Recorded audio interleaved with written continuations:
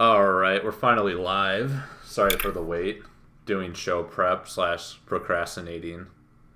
Slash waiting for certain people to get back from work. Yep, exactly. Hope everyone can forgive us. Trav Patrick will join us shortly. He has some family business. That will happen when it happens. He'll join us soon.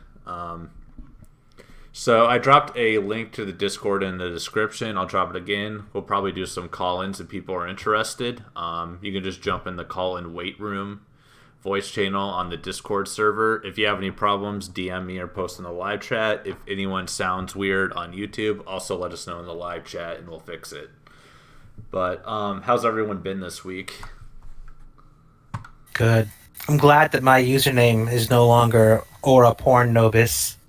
That was hopefully not a Freudian slip, just a typing error, hopefully, on that from the last episode, if anyone wants to watch that for the reference. I do dig the Eucharistic procession painting on this live stream.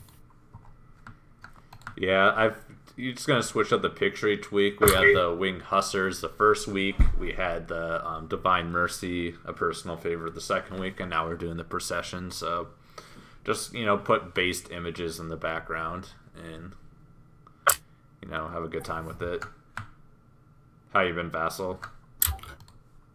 I've actually been pretty tired. I had a pretty busy weekend full of work prior to this, and we actually had a pretty busy week doing background checks and responding to calls, so it's been... I had a great week studying. Yeah, that sounds like a lie, but we'll go with it. But yeah, so what we were talking about in the show prep slash procrastination hour, getting caught up in our talks a little bit, was we actually had a gay pride mass celebrated in Austria or Australia. I always get them confused. It's not America, so it really doesn't matter. But yeah, Vassal, you're kind of letting us know about that. Well, I'll see if I can get the source back up that I saw it on. It was shared on Twitter, so again, like the last time we had a stream, the veracity, I haven't had it confirmed by multiple sources, but I saw, if anyone follows Roreta Celli on Twitter, got some 22,000 followers. This is retweeted across my timeline. It's I can read it verbatim because it's not very long. It says, the priest Michael Kopp, the Diocese of Gur, covers the entire state of Carinthia, Austria, responsible for the, quote, family pastoral office, end quote, of the diocese, and recently celebrated a marriage or blessing of a union between two women in the Church of St. Margaret in Wolfensburg in his diocese. The event became public in different Polish Catholic forums and Gloria TV, and then there's a link to YouTube or a Facebook page that has several pictures of the priest, very clearly vested, just based off face value. Looks very much to be like a Catholic church based on the altar, statues, crucifix, etc. And there is a woman in a white pantsuit lighting a candle with a woman in a wedding dress. Pantsuits. Oh, dude, I'm looking at it right now. He has his hand extended in prayer over them and appears to be reading some sort of blessing as they join hands. So, based off that, it's all kind of, I guess, in my world, call it like circumstantial evidence, but take with that what you will. Something to talk about. Well, what's going on? This just coming off. I mean, Austria. Austria. You know where Arnold Schwarzenegger's Fag masses from? are locking up innocent cardinals. I mean, what's next? I mean, that's kind of All I par for can the say- course at this point. All I can say is get the leaders you deserve. Exactly. It's like you get bad kings or bad priests or bad rulers when, you're not faithful and you deserve it. And, I mean, the fact of the matter is that the level of faith in the church has been on more of the decline than the incline these past generations. So we're kind of, reaping the fruits of what we've been sowing when it comes down to it. This doesn't, people, are shocked by this, but they're really not that surprised. It just kind of, Oh yeah, I can see how that's gonna happen. Like you have like James Martin, who basically has pseudo Vatican endorsement at this point, and he's not going to be like any repercussions from the clergy about what he's doing. Like you see, like priests or people like make statements or complaints on Twitter, but anyone with actual power of authority doesn't do anything, and because like whether they don't want to or for political reasons they can't, if they want to. So he like, got a cameo in the latest Scorsese film. yeah, I saw that, which I mean, kind of like going around. It's all a performance Who? to him, but Father Martin. What? Which? Oh, what? What happened? Yeah, which film is this? yeah. So Was this Joker? That's this one, right? I think it's making like a mob movie, which mobs being Italians. I think there's like a wedding or a funeral or something. I mean, really original from Scorsese. I mean, that's all he does. Is He this makes the same the is film this over and over again? the Irishman movie that's about Jimmy Hoffa? Yeah, that one. maybe. You would know that. What can I say? I just read from a Twitter comment that it was a mob movie, so I took it at its word. I don't watch Scorsese movies, so I couldn't tell you. You're lucky. Well, Actually, Silence on the Hoffa Bat- was tied to the mob, so Yeah, I don't even watch really movies much for like that matter.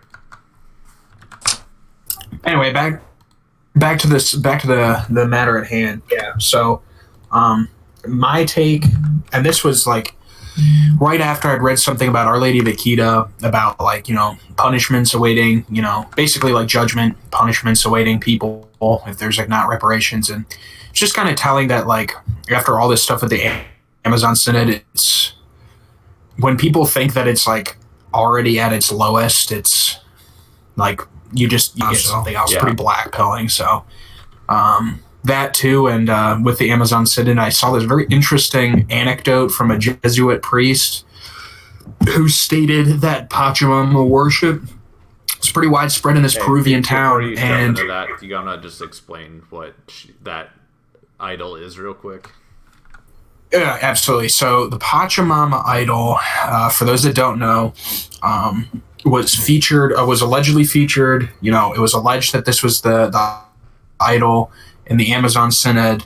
It is like a naked woman, basically kneeling down with what appears to be an infant in her womb that you can see into her stomach, or see into her wombs. And it's important to note that like she's like naked, breast exposed, and everything too. It's not just like she looks pregnant. It's like she's naked. Right. And the important note for that is like when this idol was first brought out, people were saying, well, that's just the the natives' way of representing the Blessed Mother, the Virgin Mary, and it was racist to say otherwise. People were saying, well, this is a pagan idol. Like, why are they doing this pagan idol worship? And people are like, no, it's just a statue of Mary. Don't be racist. There are these Indian tribes in the Amazon. That's how they depict her.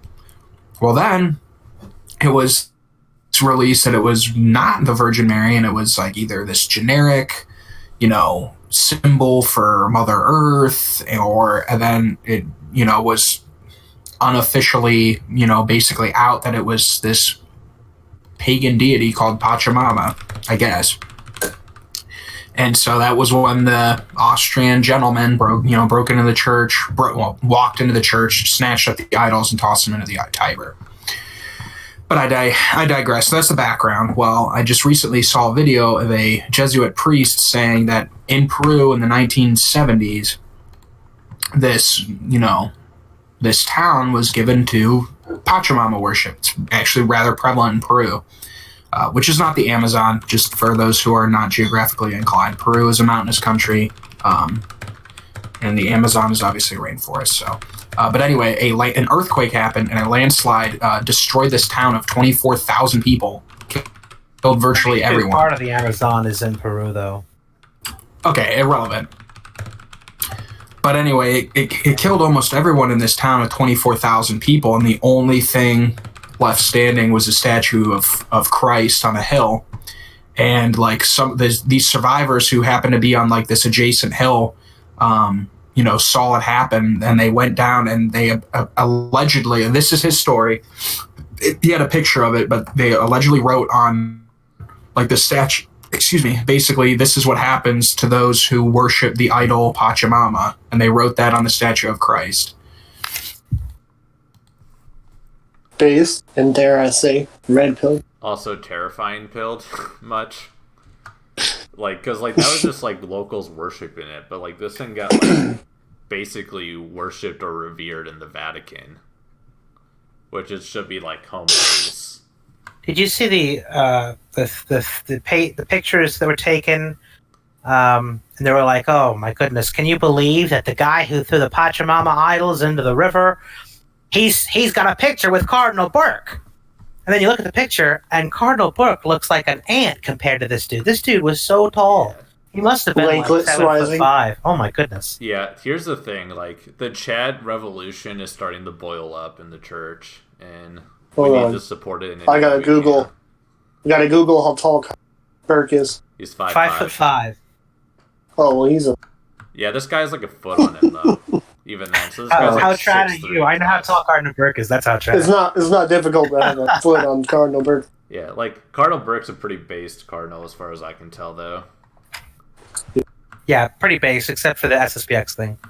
Yeah, well, that's a whole different... Another bucket of stream, worms, I got but you. Yeah. Well, But, I'm pretty sure Thug would disagree with you there. Yeah. The hassle's not Yeah. even. We gotta have like a special WrestleMania stream for that or something if we're gonna get into that. Me and Josh can talk on it then.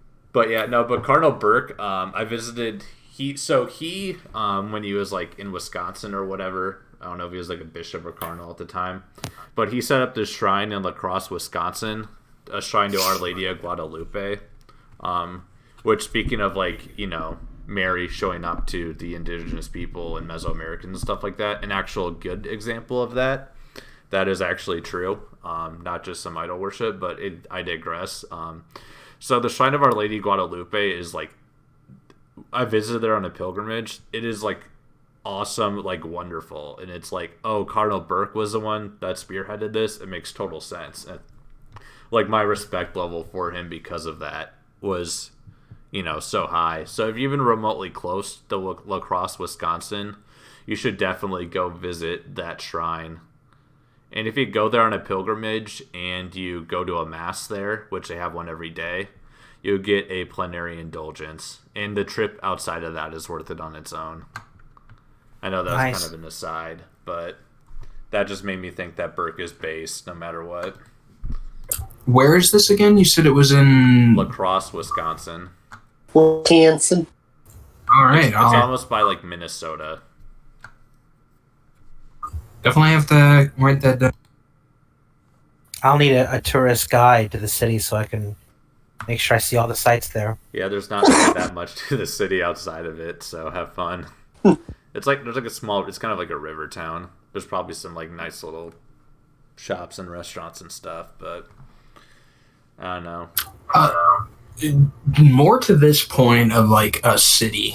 This is like very random, not on our like talking point at all, but something that I just like was aware of. Talking to Trad Patrick actually, like a couple weeks back, and then I saw it again. Ave Maria, Florida. Very cool idea. I did not realize that The Domino's guy city? yeah, the Domino's guy being apparently like this big Catholic entrepreneur and saying I want a Catholic enclave. Yeah, I mean, I wish Is that it the Benedict tasted option? better. No, like, it's the idea of the Benedict option, essentially. Yeah, I think it sounds like it's done wrong though. Like, it sounds awesome, but like, I haven't read the Benedict option. I believe that it's like basically just insulate yourself from the outside culture in a way that you can still influence anything. I don't Yeah. want to speak too much on it until I've read it. yeah, I think It's it's not more, worth reading. It's not like a retreat. It's supposed to be like a regroup and then jump back into the action sort of thing, from like what someone described it to me. Like, people know me, like, I don't read, I don't know how to read, and I'll be offended if you try to teach me how to read, but that's like what my understanding of it is. Very trad. Yeah, like, I know my place. I'm a peasant. I don't need to know how to read. That's what the clergy's for. Very old school. But yeah, that Ave Maria, Florida, though, apparently it's. So I was reading some comments. It's not quite as base as it sounds on paper. It's probably like boomer Catholicism. This city. Could you imagine an entire city of guitar masses? I think. Yeah, every building is made out of felt.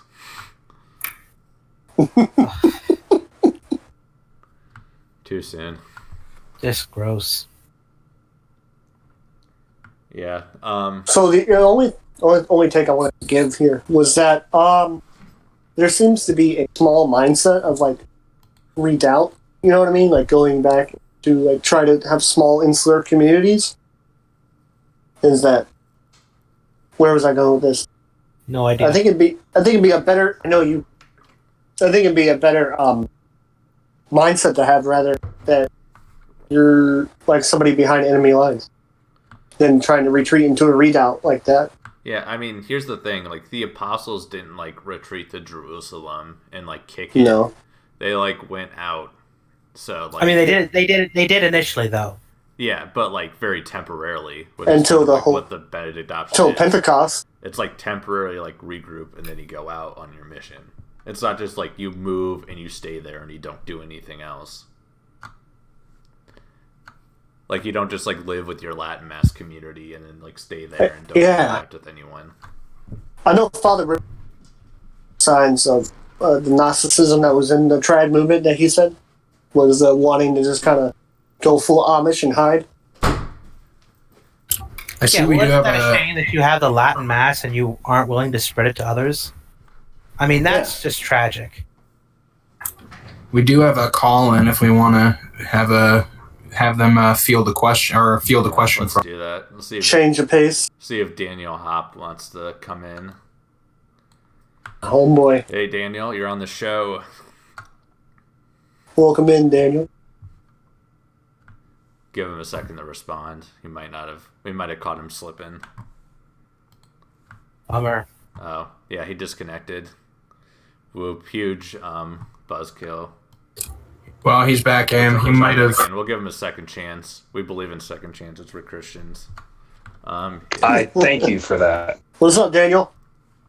Daniel Hop, friend of the show. What's going on? Thank you. I just heard talk of Florida and my spidey sense. Daniel, yep, local Florida guy. Best state in the country. _Florida. I believe you mean best country in the world, John. Indeed. I was gonna say you have a more Chad voice than I imagined. In all honesty, Wow. like It's probably from the 5 rounds that I had at the Greek festival tonight. There you go. Backhand compliment. For some reason, I just envisioned you as like a hipster or something. I don't know why. I don't need to. I already know what he looks like. Fair enough. But yeah, what's up? What do you want to talk about, Daniel? I was just thinking you guys. I jumped in a little bit late, but you guys talked about option, and I don't know if any of you guys followed Dave the Distributist, but both him and another friend I have in real life have pointed out that it seems like the Christian communities have tried the Benedict option. It's cutting out to me. Is it cutting out for everyone else? Last thing I heard is that there's been communities that have tried the Benedict option. Yeah, what were you saying? Silent. Yeah. Rip. All right. F. Yeah. So we'll give him a second to regroup. I think he was on mobile, which might be the problem. So if he's not on like a Wi-Fi connection, but we'll give him a second. He can Not a formal organization. Oh. Hey. You there, Daniel? We can't hear you. Daniel Hopper? Sorry, my Wi-Fi is really bad. That's fine. I noticed. I would just restart. Yeah, so I'm not sure if any of you guys listen to the Distributist, but something he's pointed out is it seems like the Benedict option was attempted and failed from about 2005 to 2015, with Christian communities basically just trying to do their own thing. Have you guys seen that at all in your experience? So I didn't really start being in the faith till 2018, so I can't speak to that. But just knowing what I've talked with people about, it wouldn't really surprise me. Particularly, maybe someone that's been more longer active might have more to say about that, though. I don't have a personal experience. Like I couldn't cite you any examples, but I think generally speaking, any examples from those from that time range you cited, but generally speaking, the commune movement that gained popularity in the 1800s, they generally pretty much fail because they just can't sustain themselves. Mostly because they are centralized, and so they can't keep numbers up because their whole shtick is isolationism. So they can't really recruit new members. Yeah. That being Go ahead. sorry, I was just going to say, like, that being said, I'm not sure. I haven't read too many about Catholic communities. And, as we said before, like, they just are intended to be relatively short-term in nature because you're commanded to go and spread the faith, spread the gospel. So if you're isolating yourself without, being a cloistered monk, not exactly, what you're called to do as a layperson. One thing I would want to make sure, though, is that we aren't mischaracterizing what he's saying, because I haven't read the book, and I don't anybody else here has. So, like, we can't really give an accurate critique of the book or his plans that he had laid out for It's how hard, to it's hard to open that book with all the whining he does. I mean, if you want to really know the option, Wait, just log. You've read the beginning of it? No, absolutely not. After reading the Dante book, that the man is a grown baby. All right, no, I'm not kidding. All of his writings are just him whining about everything. I would hate to be his priest because it would be painful to sit through one of his confessions. Is this Rod Dreher? Is that what we're talking about? Yeah. That sounds really low energy then. Rod Dreher is the most low energy of low energy bloggers. Yeah, so one of my Googled friends him, read the and the entire physiognomy book check and is not looking good, unfortunately. Daniel, what did you try to say? one of my friends read the entire book and said, "Yeah, it'd be great, but they won't let us do it." And basically, anytime you try to make a semi-isolated community where you try to do something other than being a cloistered monk and still do some level of outreach, it ends up getting messed up at the judicial level, where maybe like a very vocal example would be a Catholic adoption agency being sued by a homosexual couple saying you have to allow us to adopt, and they open themselves up to vulnerabilities that way. So it's either completely cloistered and dying out, or it opens itself up to lawsuits and gets shut down by the judicial system. That, or you get like Waco'd or something. Yeah, I was about to say, or something happened to you. That happened in a little Texas town. Yeah, no. I mean, I can imagine an isolated, actual compound community, like having that happen to them. And like the judicial thing makes sense because, I mean, at the end of the day, the government isn't our friends with the church at all. Like, yeah, they have to pander the Christians, but they'll never really actually be for the Christian cause, especially the Catholic cause. And like we've seen, the whole thing too is like Saint Benedict's time, right? We're talking about a time when it was post-government for a lot of the places in Europe. The Roman Empire had fell, so the idea of the Benedict option, at least extrapolating from Saint Benedict himself, is essentially building from the ground up. We don't live in that reality. Also, no offense to anyone in this chat, but I don't think any of us are very close to as holy as he was when he started his order. right? So, and like, do you know anyone that's that holy? So, like, it's probably going to fail for that reason as well. Yeah, I mean, no offense taken. And here's also the thing: like, Benedict didn't recruit these people. Like, the people got sent to him, basically. And monasteries are already kind of forming up naturally before. They've been, what was it, the Desert Fathers? They went out into the desert. Yeah, and like for most of us, like our job isn't to be in a monastery or like our vocation or anything like that. Like the real Benedict option, find God's will for your life and fulfill it. The And real no matter what you do, friends we get along the way. no matter what you do, will be fruitful. Right, exactly. I mean, you're just doing everything that you are doing with the idea to be that in the service of God, and praying, avoiding mortal sins, especially mortal sins and everything like that. Like, that's like what people's jobs are. Like, you shouldn't be like worried about like all this esoteric political communal stuff. You should be worried about like the 10 Commandments and like, be like, what's it, be fruitful and multiply or whatever. For some reason I'm forgetting what that phrase is, but that's like what most people should be worried about. You have to be fruitful and multiply before you can subdue the earth. And we're not doing very good at the first one, either by evangelization or by reproduction. Exactly. Like, well, Vassal's doing a good job on that, but you have to lead by example. I mean, we look at the early church. People talk about the Christians. They're like, look at these crazy guys and all the crazy things they were doing. But it was very effective, and that's what we have to do. We have to start actually living the faith. And like that, my personal I think that most people like don't believe that they can evangelize.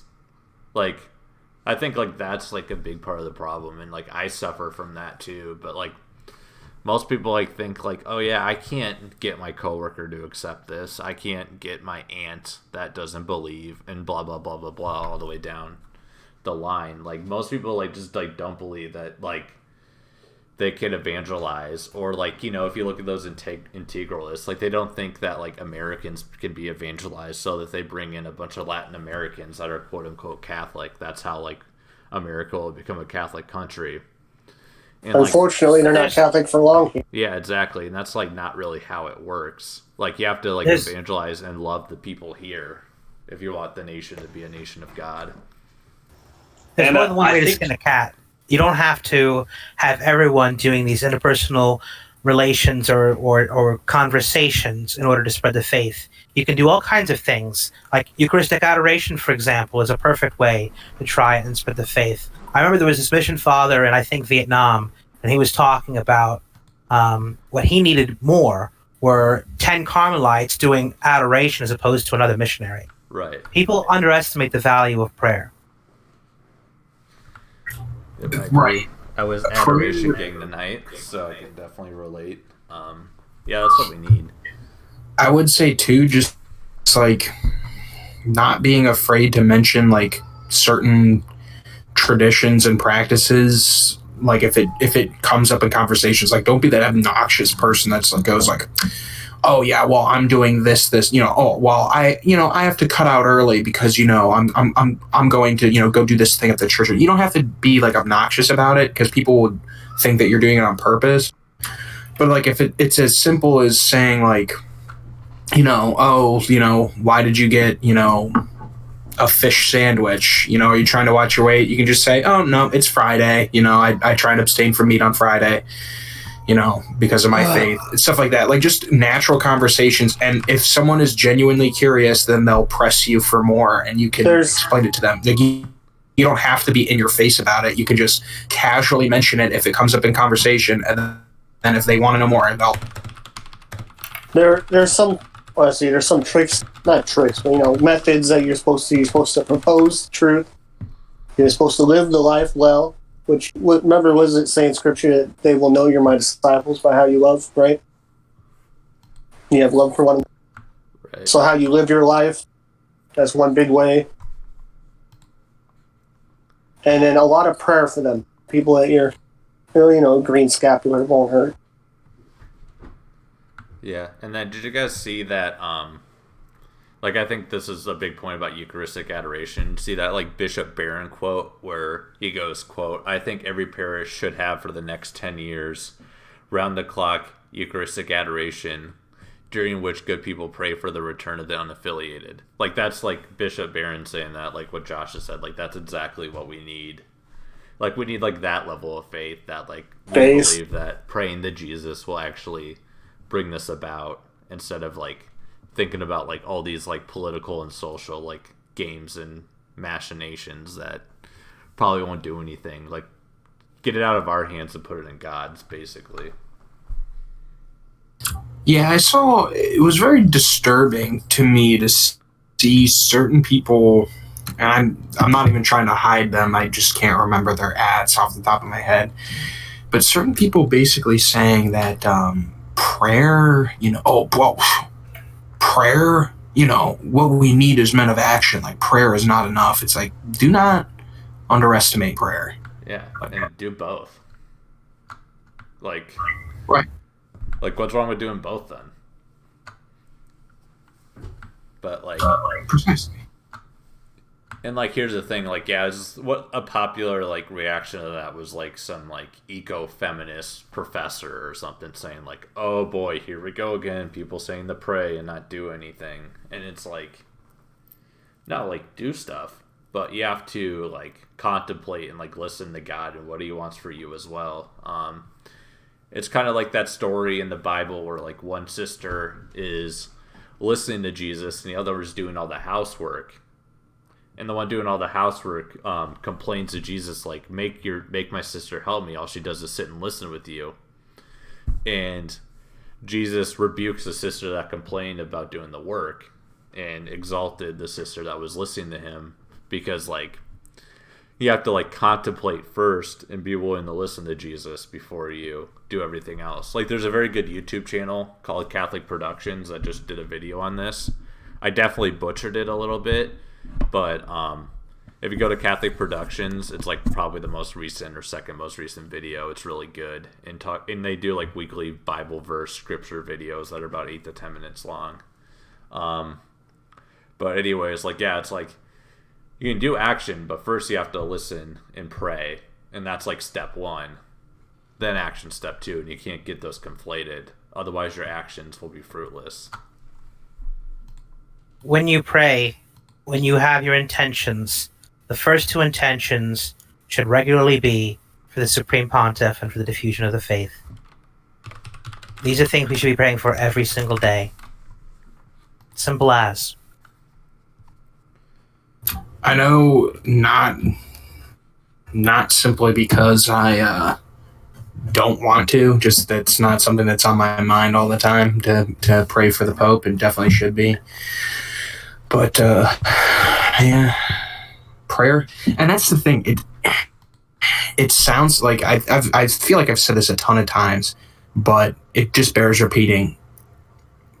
People, especially nowadays, like we said, people, even Catholics as well as non-believers or non-Catholics, say, "Oh, prayer, what a cop out! Like, can't we?" Like people don't pray enough. Like you might like saying grace before meals, like it's not praying enough. Like, and I'm not saying that I pray quote unquote enough, because nobody does probably on earth. So people need to do a little introspection and realize, yeah, I can definitely pray more. I should pray more. Quality prayer, because, Lord knows, I know, prayer you can get distracted while praying, and you just gotta make sure it's quality prayer. Just reading. What do you mean by quality prayer? Sorry to interrupt. No, go ahead. What do you mean by quality prayer, Fast? I would say that it's as much as you can free from distraction. I firmly believe, like, obviously, like St. Paul said, pray without ceasing. So, like, I'm not saying you shouldn't, just be constantly saying either like the Hail Mary, or, the Lord's Prayer, or like the Jesus Prayer or something, like while you're doing like certain routines when it strikes you to do so. But like when you actually set aside a time to do your prayer routine and focus on it, and you're not, checking your phone or doing the dishes and stuff like that, like you should have a certain amount of prayer time that's just prayer. Praying with all that others, like while doing stuff is totally acceptable, but there should definitely be time that you do quality mental prayer. Like you guys told me about mental prayer, like, yeah, just taking the time to just like, that's all you're focused on, whether if you need it to like put on like chants in the background, if you need to like focus on an icon, if it's simply, if it's reading scripture, like to get you in the right mindset, like something to just focus you in on. The rosary is excellent for mental prayer. And what I wanted to get to is, do you know the ways in which what makes prayer more efficacious? Not specifically, but you can elaborate on that. No, I was asking you It's been a while since I listened to the Father Ripper who talks about that. Yeah, I mean, the one thing I do know is that for, like, prayer and, like, like, how much should I be praying? Well, like, the recommendation is, like, 15 minutes a day is, like, the minimum to, like, give proper justice towards God, which is about a rosary. Like, if we do a rosary a day, like, bare minimum, like, that's good. But, like, most advice I've heard from various, like, priests and clergymen and things like that is, like, really, like, if you want to grow in your faith, like, you need to be doing, like, 30 minutes a day plus. And it doesn't have to be all at once. If you do 15 in the morning, 15 at night, 10-minute sessions throughout the day, like, whatever it is, like, 30 minutes plus a mental prayer is, like, really, if you really want to grow, is, like, probably, like, the minimum you should be doing. If people aren't praying the minimum, they should start doing 3 Aves before and after waking up and before going to bed. They should do at least the rosary and some other kind of smaller chaplet. It could be Divine Mercy. It could be the Sacred Heart ejaculations rosary. It doesn't matter. But those I too would recommend with that, Joshua, is if I can call you that. Sorry, don't mean to doubt your first name. Is the Angelus? I talked about it before. It's because it's essentially morning, noon, and night. Basically 3 Hail Marys with some flavor to it, if I can speak colloquially. So it's a very simple prayer. It's something you can set alarms for. That's what I do on my phone. Modern technology helping with prayer life. Hello, like very very cool. So also prayer apps like Josh was saying.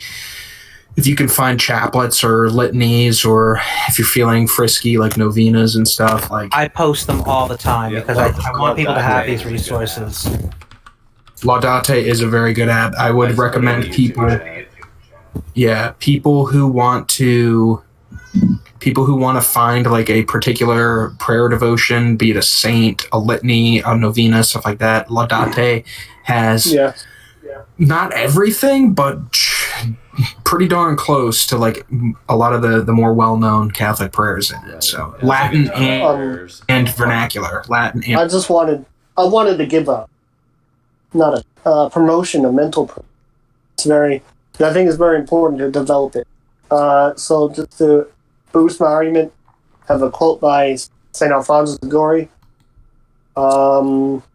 Mental prayer is the blessed furnace in which souls are inflamed with the love of God. All the saints have become saints by mental prayer. And then there's another one by St. of Avila that said that the devil knows he has lost a soul that's committed to mental prayer. And I think the recommendation is at least 15 to 30 minutes a day. Also, mental prayer is indulgenced. And as we said, like the rosary is an easy way to. I mean, not that you're looking for the easy way, but like if you want a good starting point, like that's. I mean, it's just it's a nice good way to satisfy that suggestion. And certainly, the rosary is one of the more universal of devotions. I mean, you can find obscure devotions if you'd like St. Bridget's 15 O's or something, but the rosary is something that consistently people can attune to pretty well and has shown itself to be incredibly efficacious, not only Mary's told us to pray, but in history. Right. Like, I liken the rosary to, like, training wheels to a bike for your prayer life. Like, and you'll never outgrow it. That's the best thing about it. It stays with you for your entire life. You'll never outgrow praying the rosary. Not that you necessarily will outgrow prayer in general, but it's something that you can always turn to. It'll always be there for you. Just this is a bit of a right turn from what you said, but something struck me because my godparents got my daughter like a child's rosary. So I was just thinking, that's where I got to where I was thinking. I'm rambling, sorry. So she's going to start the rosary young, but what I also thought was like the prayers that sound quote unquote childish that we teach at a young age, like they never lose their efficaciousness either. Like you said, like the angel of God prayer for your guardian angel, like hello, like another prayer that people probably should say every day. I know I need to improve on that, but like the angel of God prayer, like for your guardian angel, like come on, that's the angel that's there to protect you spiritually and physically. Like why wouldn't you want that worked into your prayer routine? Yeah, and that's like something right, it's something we should teach at a young age and continue to the day we die, till the second. Right. And like the angel of God guardian angel prayer is very short, sweet, and easy to master too. So it's a quick one in the morning is all you need. And it rhymes, so I mean, like, I know that's why I say it kind of sounds childish, but it's easy for little kids to remember. So that's why I think it's very good. But a lot of very holy people have recommended, especially the use of ejaculatory prayers, like one-line prayers that you can just. I think one compared it to like arrows almost. Yeah, good examples of that would be sayings from the Psalms, sayings from the New Testament. One of them I use is, "Oh God, to you I lift up my soul," and every morning and evening, "O Jesus, King of love, I trust in thy merciful goodness." There's a lot of powerful ones, and there's a good one for temptations. "Oh God, come to my assistance. Oh Lord, make haste to help me." Yep. Glory be to the Father and the Son and the Holy Spirit, as it was in the beginning, is now, and ever shall be, world without end. Amen. Sorry, I just. It can even be something as short as, "Holy Mary, pray for us." It doesn't have to be. Jesus, I trust in you. Something like that. The idea is to keep God on your mind at all times, and these short little prayers. Pray unceasingly. A tool for doing that. Right, and this is something maybe, if I may, I'm not. The idea of like praying unceasingly and using these small things to keep Christ ever present on your mind. Maybe this is a little bit of a heavy topic to take on the show because we didn't talk about this prior, but go off. Architecture in churches, like, to me, that really has a big effect on the reverence that people have, because if you're in like a New England Protestant church, it's whitewashed. If you're into like one of these like new space age style Catholic churches where there's no tabernacle in sight and it's all glass and steel and white paint, it's like it just doesn't get you in the right mind. There's plants on the high altar. Like, give me a break. Even whenever like you're not focusing on is you can obviously tell the difference when you walk into a place that has a high altar, has statues, painting that aren't kind of newer. And whenever, like, say I went to the Las Vegas cathedral, which was not very. I'll post a picture of it in this chat, but it just was not as good as what I experienced there. Or say, like, my favorite art style that church has Baroque. I know a lot of people here like God. I love Baroque. Yeah, if it ain't Baroque, don't fix it. Like, let's all agree there. Speaking of Baroque, there's this. When I was in Rome, the Santa Maria della Vittoria. There's the very famous statue by Bernini, The Ecstasy of Saint Teresa. Been there, seen it. Very good. Isn't it incredible?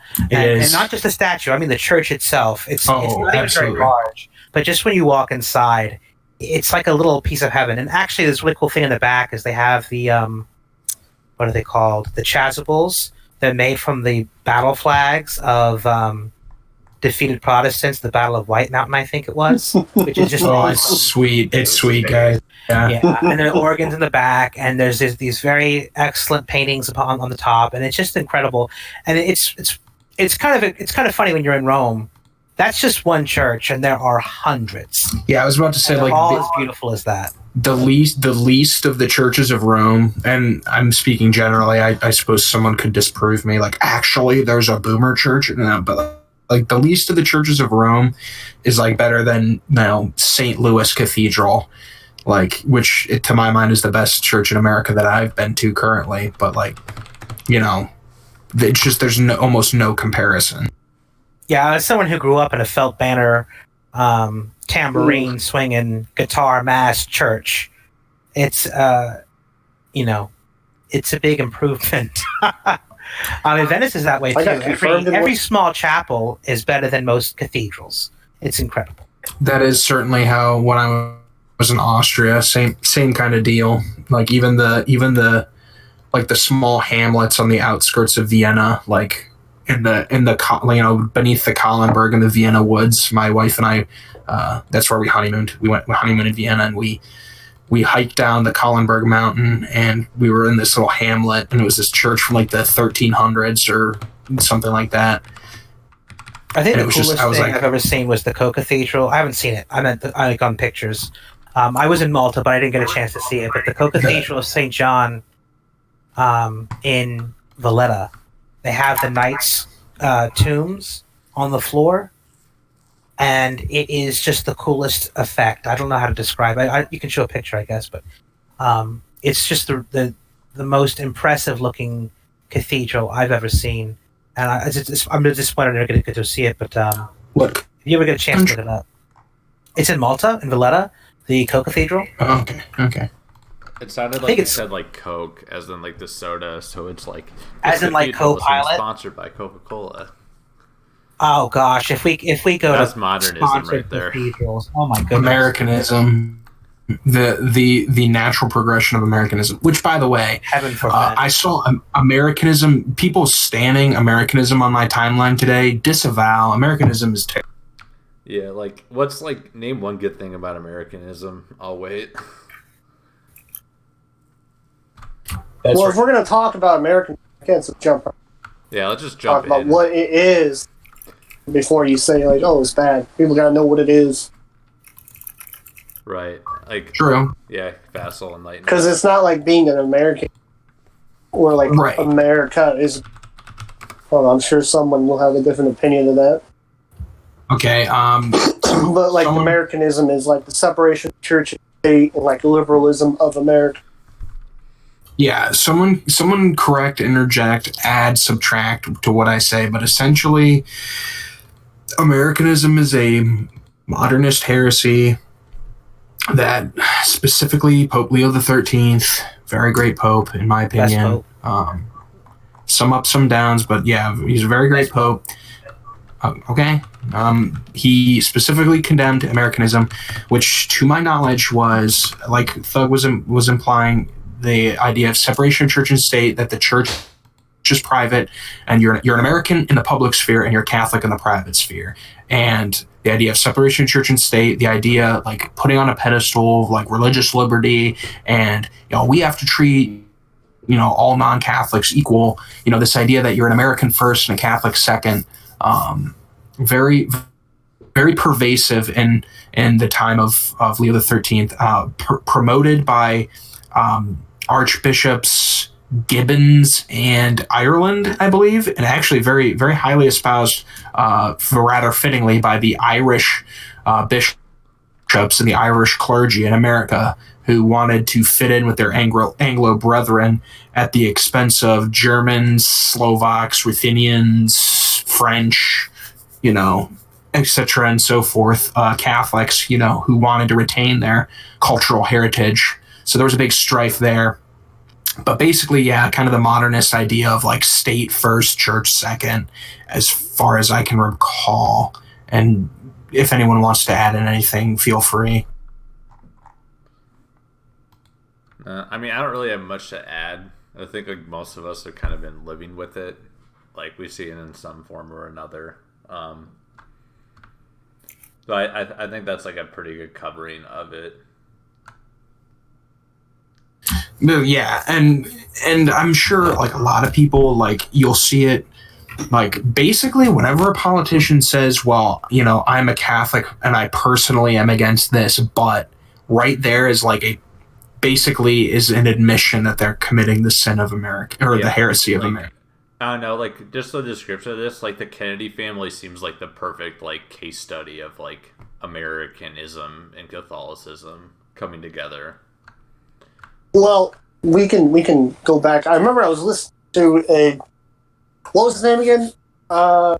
Charles Coulombe talking about the very beginnings of Catholicism in America, and that I believe Benjamin Franklin got to pick the person who would be either the ambassador or somebody from Vatican to America. Anybody can correct me on that part. And he said, whenever I asked him, hey, why did you pick a particular individual? He said, because for the whole 3 or 9 months, but for the whole time I was with him, he did not once mention religion. And that's kind of, as Charles Kuhnbe said, was kind of how Catholics have got along in America. You can have a seat at the table as long as you don't ever mention religion. As long as you don't actually try to exercise it in any way, you can be. Correct. Yeah, and like that's kind of like the whole, like, I call it like the Kennedy attitude. I don't really know what it means, but like it's like the Kennedy family. It's like they're always like looking for ways to like appeal to Catholics, but like make their faith private or like not force it on people. Like the whole so I don't know if people like know this, but like the Kennedy family in like the 70s, like this is after like JFK died, obviously, like that'd be like 10 years ago at this point. So they met with Jesuit priests to discuss how like the Catholics could be like pro-choice but still like justify it like in their conscience as like Catholics. And like it was basically like this whole like, I'm personally, pro-life and like I don't want an abortion, but in terms of like political policy and the law, like, oh yeah, pro-choice, like the American like legal system like can't really allow us to be pro-life because of Roe v. Wade or blah, whatever it was. Like the American laws wouldn't allow it, even though our personal whatever cult they have to tell themselves. Yeah, exactly. And like the same thing, there was also a lot of people don't know this, but there was actually a Jesuit priest that was a congressman that was that was like pro-choice. There was like a pro-choice Jesuit congressman in like the 70s. I sure hope something happens. Does not surprise me. As in, I sure hope there's some kind of correction. What was his name? I'm Googling it right now.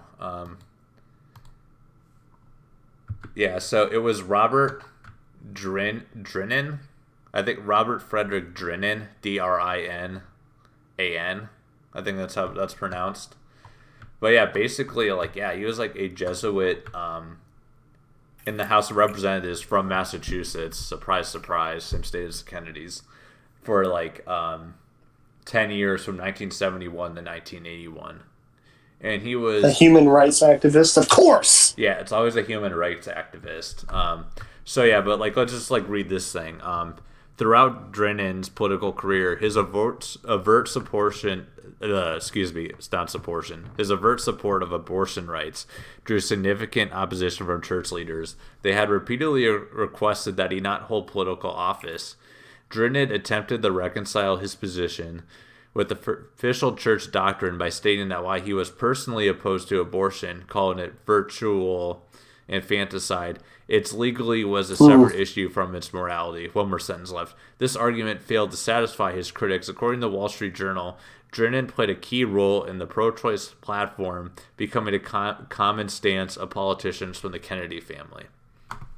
So, I mean, there it goes right there. So you have a Jesuit priest from Massachusetts connected with the Kennedy family. That's like the peak, like, liberal Catholicism. I can't say mass. Wait, isn't it? Don't they have like a lot of occult stuff going on there or something? Anyway, I don't know enough about that. Wait, what did Thug ask? If mass. Oh, I hate having to say that word, massive. Don't they have like a lot of cult things going on in that state? In Massachusetts? Yeah, they seem kind of them and Oklahoma. Yeah, I know for sure Oklahoma does. I do know that Lincoln, Nebraska has a giant witch problem. Anyway, I wanted to do that to segue into a thread I wrote out a long time ago. If you guys remember when I talked to spiritualists and like the people who like promoted abortion and women's rights simultaneously. To who? Spiritualists, or basically people who speak to demon. Oh, okay. Yeah, can you how do you spell that? Spiritual is. Here, I'm going to post a link to the thread in my thing. So I'm going to start by basically just talking about this thread because somebody came up with this, or well, the group I was in, and I was blown away not knowing about this before. A bunch of like upper class socialists, believe they're all suffragettes, or like women's rights activists, and some of them were abolitionists or like just really anti-South after the Civil War. Which, whatever your take is on that, they all seem to kind of be lumped together. And Robert D. Owen, he was a U.S. minister to the Two Sicilies, in office 1853 to 1858. And they all promoted abortion, and it was over this idea that we were have that one, poor people needed it because it prevented poverty for some reason, and that we were going to have an overpopulation crisis, which is one of the tenets of like the new religion that's going. Well, really, I think NRX people called it. What do they call it? Whatever. Dildolac or whatever. Anyway, they called it some new religion, and spiritualism, is that what you're talking about? Oh no, the in general new religion of like, what would you call it? I'm all getting tongue tied. So I guess I'll just get into what spiritualism is then. So it was a religious movement, and this was among our upper class, based on the belief that a spiritual dead exists and that they have the ability and the inclination to communicate with the living, the afterlife, or the spiritual, seen by spiritualists not as a static place, but as one in which spirits continue to evolve. So they believe that they should contact the dead, like learn from them about what to do in their own life, other like governing. So our upper class, like 1800s, were talking to demons, and then we're like, hey, let's have abortion and women's rights. It's very casual. Annie Besant is another one. She was a British socialist, and pretty much a theosophist, which I think was like an early version of like anti-Levian Satanism.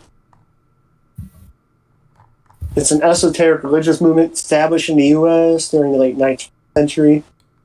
Canada it was an occultic Western esotericism. Yeah, so I guess my main point here is that in the 1900s, a bunch of people were speaking to demons and decided that women need abortion and rights.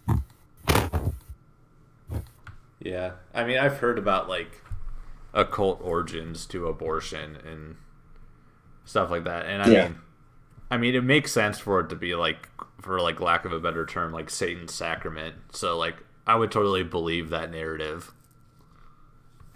Not that I have like any research in that or anything, though. Mm-hmm. We should mention also that because it is the month of November, which is dedicated to the holy souls in purgatory, everyone should be including those intentions in their devotions, or taking up in devotions specifically for the holy souls. Remember, we are obligated, or at least I should say we have responsibilities to pray for the dead, especially people to whom we are bound, that is our parents or grandparents, whomever may have passed away in our lives.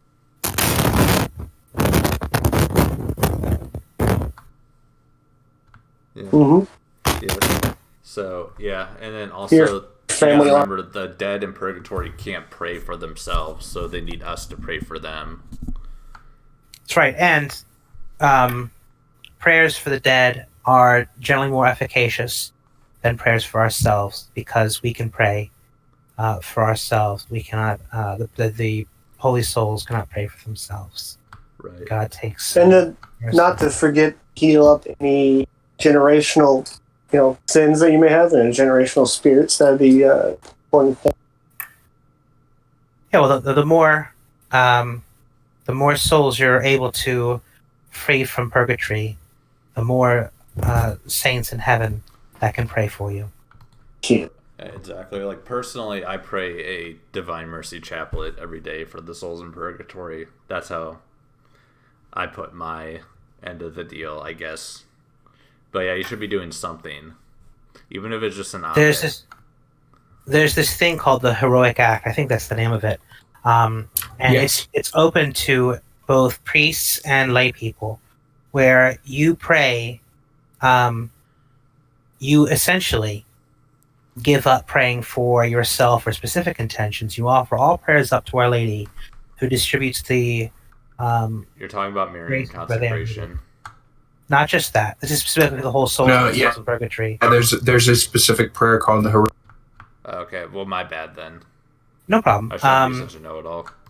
And some priests, it consecrates their altar in a certain way, where every mass they say, I don't know the specifics. I linked it a while back, but you should look it up if you can. I think it's worth looking into, and it's not something that is perpetual. If you, for some reason, need to pray for something very, very specific, you can be released from the vow.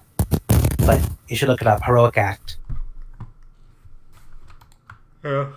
Would that be like I don't know. It seems like if you like want to be a parent, that might not be the best one to do though. Well, again, devotions generally are not for everyone. The reason why there are so many devotions is because there are very many different sorts of people, right? It's the same thing with saints. Saints have their own personalities. So some saints that you might be more attuned with would be better perhaps than others for your specific personality. It's the same thing with devotions. Certain devotions will naturally proceed from certain people because they have certain interests or certain needs, and that devotion might be more suited to them. We mentioned earlier that the Rosary is a universal devotion, but there are all kinds of devotions. There's the Psalter of Jesus, for instance, was very popular with English speakers and goes back before the Reformation.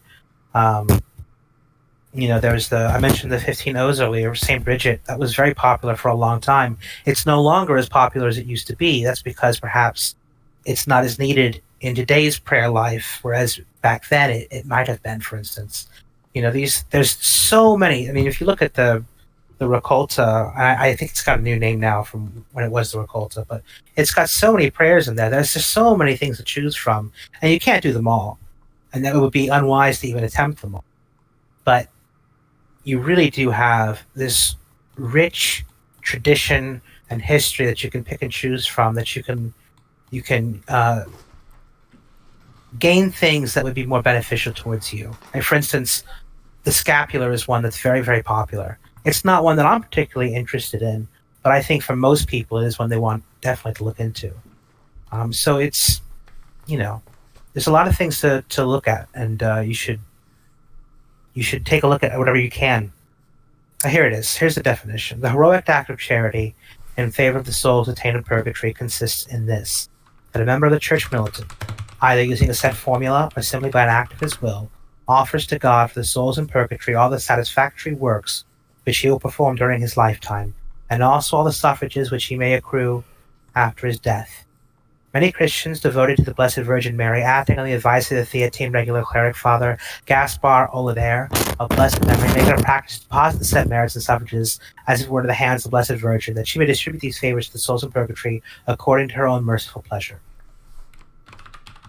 Anyways, it has specific indulgences that were attached to it, but it's a really interesting devotion, and I think people should look into it, especially considering this is November.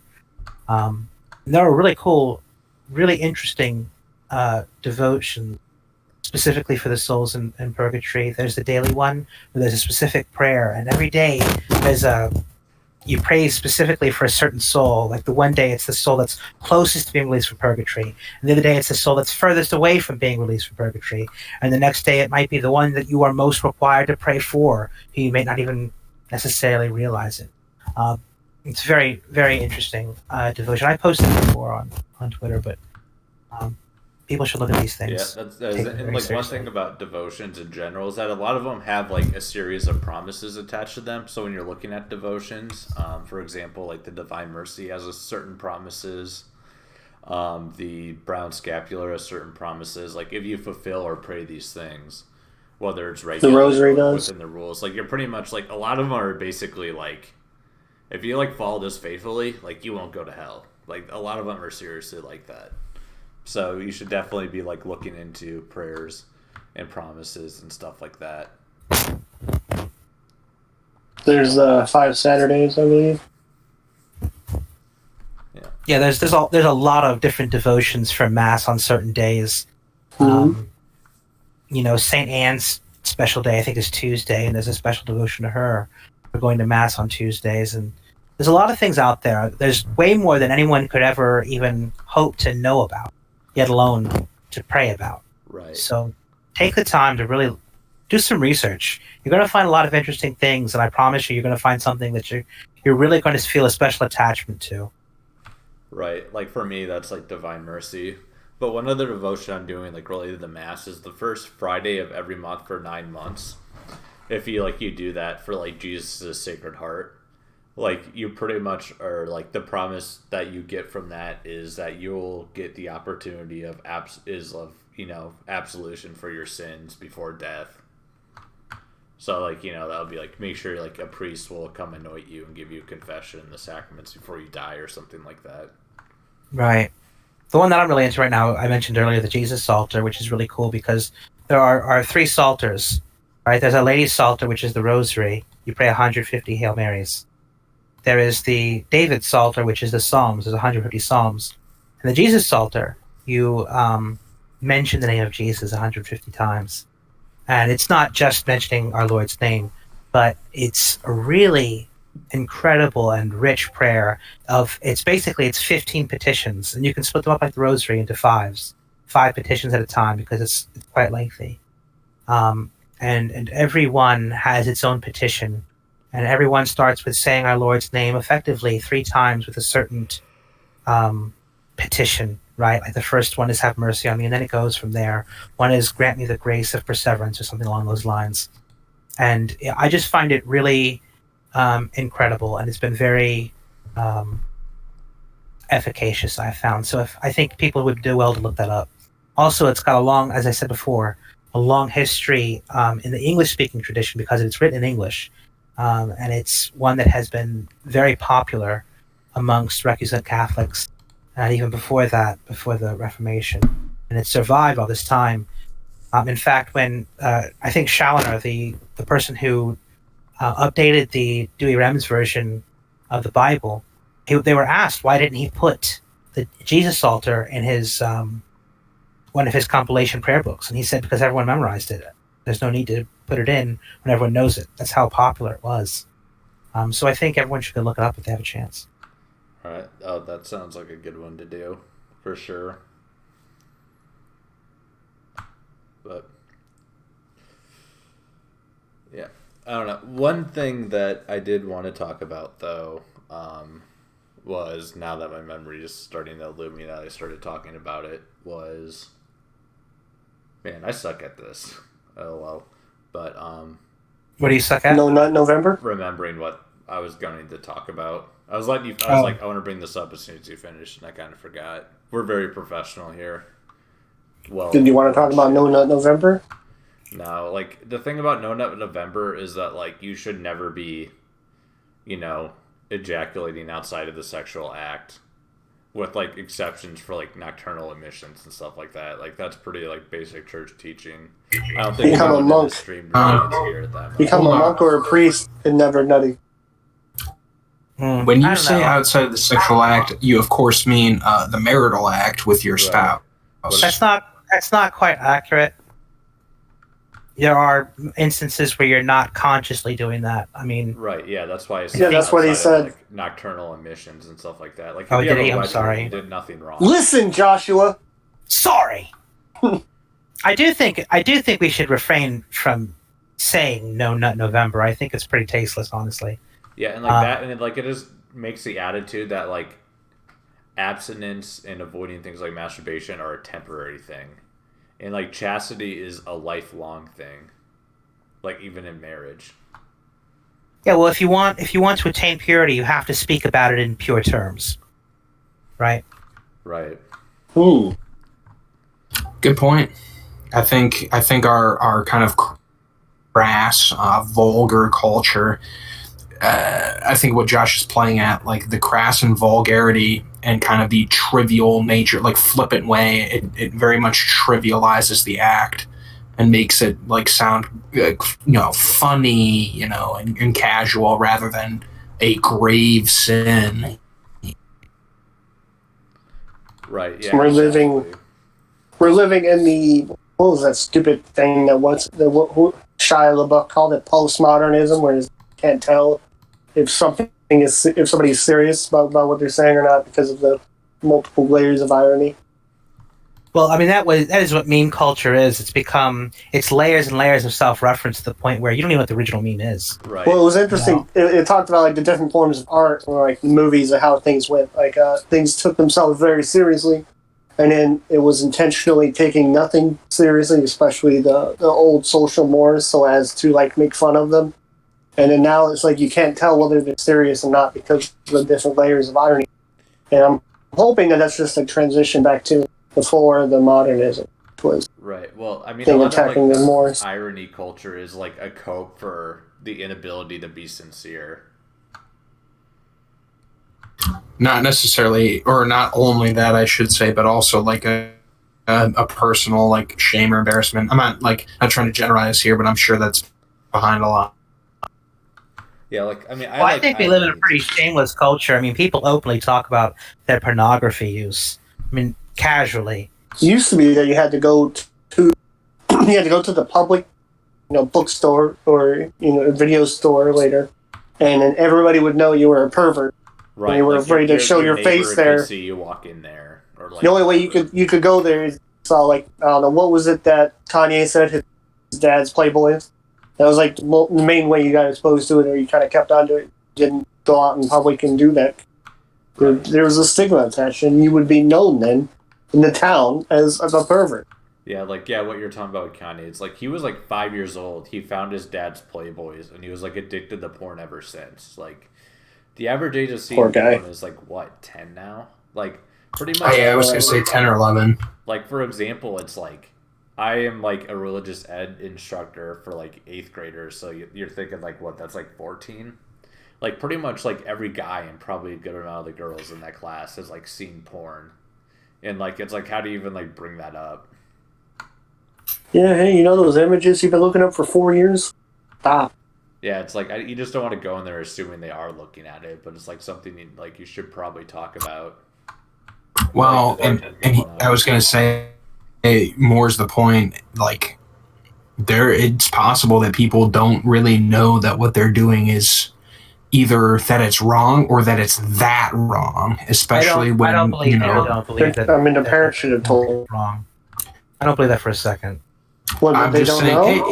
it could happen because society is giving them the okay, and their peers are saying, well, this is normal. If it's the topic of conversation all around them, and no one has broached the topic of morality, basically, if they're in a poorly formed household and no one's broached the topic of morality, so there's a real possibility that they don't really know wrong. I think even in households where the moral education is severely lacking, I think people know it's wrong. And I think you see that joke all the time, too. There's an episode of Family Guy, if I recall, where I think it's Stewie. There's a reference to him self-abusing himself. And he feels like his hand's been soiled. I mean, people know. Everyone knows. It's not It's not the situation where people are just completely ignorant of moral behavior. People know what they're doing. It's possible. I'm just saying they might have pangs, but I'm saying it's certainly possible that they don't know explicitly what the church teaches on it. Yeah, well, they might not know what the church they know it is explicitly wrong. Right. The thing I have zero doubt that people are confused on that. Yeah, the thing I would say about it is that I feel like it's more like there's a lot of cognitive dissonance around it than anything. Like, I think, like, people, like, know it's wrong, but, like, there's, like, so much acculturation and stuff like that, like, or if you, like, feel weird or bad about it, there's, like, a lot of association with other reasons for it. Like for They may be example, well versed in excuses. like exactly, and like that's what I'm saying. Like Cope. there's like the cognitive dissonance of like everyone I do this, everyone I look up to this does this like at like this point, like most people's parents are doing it, you know. Well, I'm is, sure, like, in their always, mind. like, I feel like people in like their hearts, like, you know, people are imbued with like what right and wrong is. Like there's that level of like, okay, like you in your like kind of like gut or heart, you know, this is wrong, but like everything around you is telling you it's right, and there is that like level of like cognitive dissonance and stuff like that where. Right. So I think that you have to recognize that too. When you get in conversations with these people, like their words start to betray them. You see this online a lot with abortion specifically. People's words betray on the abortion thing all the time. People think, people say all the time that they're being moral, but the way they say things, you just know that they don't believe what they're saying. They have to hide down their actual beliefs because they've been programmed to say something else. Right, yeah. Like with the abortion Wait. argument, it always comes down to either denying the personhood of the fetus or just completely dancing around it. Like, there's very few people out. Like, obviously, you're gonna find exceptions of like Or you know, coping, the most something openly like- wicked that will say like, yeah, it's a kid and it's fine to kill them. But most people like know it's wrong and they choose to like not confront it or like dance around it or deny it. They choose it's the to same cope thing in with- different ways. One way is it's just cope themselves. Another way is, oh, we would do more damage if we didn't have, you know, like, oh, women would just go out and get it anyway. Or like a complete like lack of taking responsibility for men, like saying, oh, who is her body? What do I have to say? You know? Yeah, like Well, I've also like always found a lot of the arguments that come from abortionists rather not just self-serving but dishonest, right? For instance, a lot of abortionists like, how dare you put photos of massacred babies online or in the presence? But these are the same people who spread pictures of Jerry Santoro's dead body in a hotel room from a mispracticed abortion with her husband or boyfriend. I can't remember which he was. That was somebody's parent. yeah. You know? I've never heard about that case, but like Oh, here's don't the- Wikipedia it because it shows the actual picture and it's horrifying. Yeah, I will avoid doing that. But like here's the thing though, is like also like a lot of the arguments like, oh yeah, it's like bad for like growing up poor. Like what's this idea that like growing up poor is like means that like not living life is like better or like, you know, or without a dad or whatever. Well, I think that's probably an Americanism. And what's that old quote that socialism never took root in America because the poor see themselves not as exploited proletariat, but as temporarily embarrassed millionaires? I mean, I think there's a lot of truth behind that. And I think the way we talk about what success means in this country ultimately always boils down to money. Right, and like that's like the whole like feminist thing too. It's like women are like taught that like, yeah, if you're not in a career, like if you're not, you know, working 12 hours a day, or like you're not like, you know, spending your time at the office, like, you know, making PowerPoints, or you're worthless. And there's some cope with that too, where like I heard some men say this, so I know women have this in the back of their mind. Oh, if I'm not working, I'm not adding anything to the relationship, you won't want to marry me. Or there's also like these movies that are like for like 30-year-old white ants, like some doctor will come in at the last minute to save you before eggs dry up or before you become invisible to most men. Right. Like, I don't know. It's like, what? I don't know. I was raised by a stay-at-home mom, and like, I just know how awesome that was. Like, I don't know why anyone else wouldn't want it. When I hear single mothers at work talk about their children sometimes, I'm absolutely horrified. I remember the one was saying she could never be a stay-at-home mom because that meant having to spend more time with her child than she already does. That completely threw me for a loop because we work 12-hour days.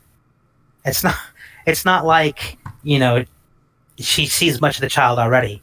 So I've heard that multiple times now from different people. We're in a bad way when it comes to our families.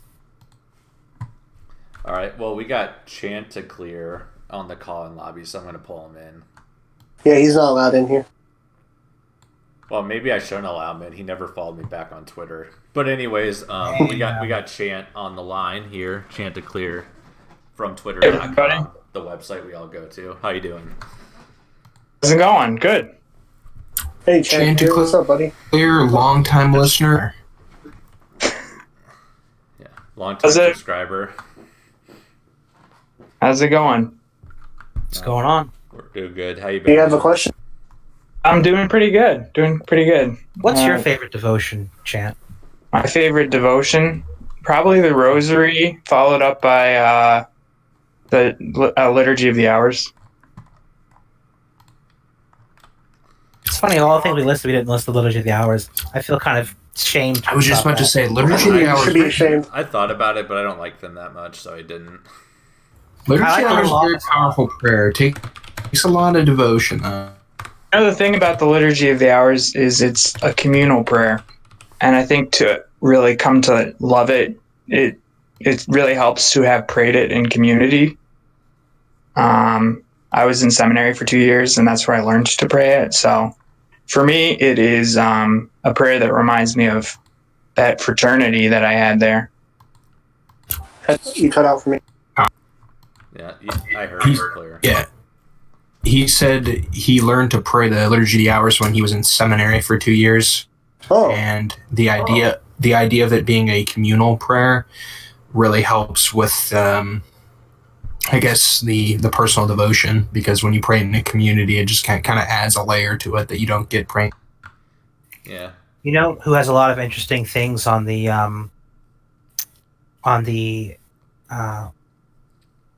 Liturgy of the Hours, specifically the Divine Office, is what is his name? Damien. Is it Peter Damien? Father Saint Peter Damien, I think. He has a lot of Yeah. writings Yeah, that's on the.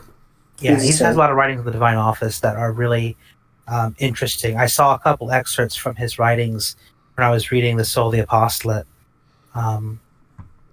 and it's absolutely mind-broadening to read what's in there about the Divine Office itself and what it means when a certain person says something or does something. It's worth looking into. Yeah, like, I mean, I have experience praying the Liturgy of the Hours with a group, and it's definitely, like, much better than, like, just doing it on your own. The other thing with Liturgy of the Hours is it's much more. I mean, it's not really a prayer that you're supposed to read. You're supposed to chant it. So, Wow, for me, I guess Chanticleer telling us that we need to chant a prayer. Wow. Yeah, seems like a conflict of interest, but we'll allow it. saying that's where monastic chant comes from. Yeah, like, I believe it. It's kind of like, singing in church, like, as a group. Like, if you just, like, read the words of the songs, it's not gonna do much. But if, like, you sing a hymn together, it's, like, way more powerful. if you sing, you pray twice. I've heard that. Who St. originated? Augustine. I've actually heard that that's not confirmed. What's not confirmed again? Saint Augustine. Like, that's not necessarily Trad really card true. revoked. Oh, we're Ooh. going to the Augustine Augustine thing? Great. What? Yeah, Augustine. it's Augustine. Sorry, anyone who says otherwise is coping, and their trad card is. And they're what? Saint Augustine. It's Saint Oh, Augustine. That sounds very. Here's just one of the excerpts I was talking about. This is cool. Why is it that the priest, when he says the office, says, even when alone, Dominus vobiscum, and why does he reply, et cum spiritu tuo, and not et cum spiritu meo? The thing is, says St. Peter Damian, that the priest is not alone. When he says Mass or prays, he has before him the entire church mysteriously present, and it is to the church that he addresses the salutation, Dominus vobiscum. And then, since he represents the church replies through his own mouth, et cum spiritu tuo. Just little things like that. I mean, that's just mind-blowing. Huh. Yeah, that is pretty cool. I like that.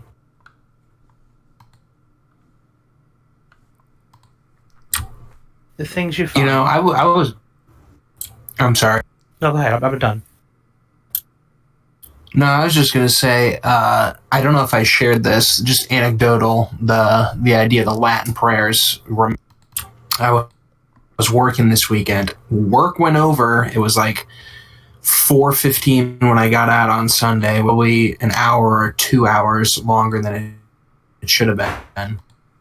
Finally, got on the road. 50 minutes to get to the parish, which they have a Latin mass on the first Sunday of every month. So you do the math. I was going to be like about 10 minutes late. I show up to church, walk in, and then like it's like dead quiet, and like the priest is up at the altar, or is up at the lectern, is like standing there. There's like people walking around like collecting something. I'm like, what the heck is going on? And like I'm there for like maybe a minute, and he, all right, well, sorry for that delay. Like, thank you for like turning in that parish survey. We can start mass now. I was like, showed up 10 minutes late, right on time. Divine time. Got to experience the full beauty of the Latin Mass. It's just the small things. The Lord works in mysterious ways. Have you been, Vassal, or no? Okay. Yeah, I didn't. Well, I think since we're talking about the traditional Latin Mass, the very first parts of the Mass are the parts that I hold on, Josh. I think Chan asked me a question. I just didn't catch it. Sorry, go ahead. Is that is that the first time you've ever been, or it was just timing that you were able to make it for the whole Mass? Oh no, the latter, just the timing that I was able to make it the whole Mass. I've been to probably half a dozen Latin Masses. I was fortunate to make it to one this past weekend myself. Latin Mass. My parish had one for All Souls Day. Excellent, very excellent. I would highly recommend every visitor, even if you attend a Norvis Soto parish or like me, an Eastern Rite Catholic, and go to Divine Liturgy, I would definitely recommend the quote-unquote extraordinary form, also known as the traditional Latin Mass. Very beautiful. It can be appreciated by anyone, no matter your upbringing. And Joshua, I apologize for cutting across. No, it's fine. I was just talking about you said it was the first Latin Mass you've been to, right? Me? Vassal, you said it was the first Latin Mass you had been to? No, I think he said no. No, actually, believe it or not, the first Latin Mass I went to, unbeknownst to me, because I was not well versed in Catholicism at the time, having been raised in a Norvis Soto parish, very sheltered life. I was raised Roman Catholic. I switched rites when I was married, for listeners that don't know. Actually, the first Latin Mass I attended was at a Sedevacantist church before I even knew what Sedevacantists were. Oh, I remember you telling this story. Yeah. Big L. And hold on. There's more to the story. So I attended more Latin Masses later at, churches in union with Rome. And I confessed having gone unknowingly to a Sedevacantist church at the Basilica of Santa Maria Maggiore in Rome during the extraordinary. Thus, I received a plenary indulgence. So, not trying to flex on being no sin gang, but I would say that the church is kosher with me having gone quote unquote Mass. Anyways, I was just saying. Go ahead, Sean. Oh, sorry. Go ahead. Has anybody ever been to the Latin Mass for All Souls? I've only been Anybody to one else? Latin Mass. So, Negative. Was I there for All Souls? No. I guess I have, yeah. You have? I'm pretty sure I have. Josh? I went to one near where I am now. And I used to go to a Latin Mass parish when I was in Vegas. It was. Yeah. I forgot what it was. I'll remember. But yeah. I definitely did because I took off of work for it. Okay. This year. I had been before, I'm sure, too. Why? What's up? Well, I think it's really, really cool, so the Latin Mass is obviously a lot older, And I think it's very cool how they have these very specific rites that are part of the Latin Mass for each feast. The one that what they do for All Souls Day is they have it's not a coffin, it's called a catafalque, I think is what they called it. But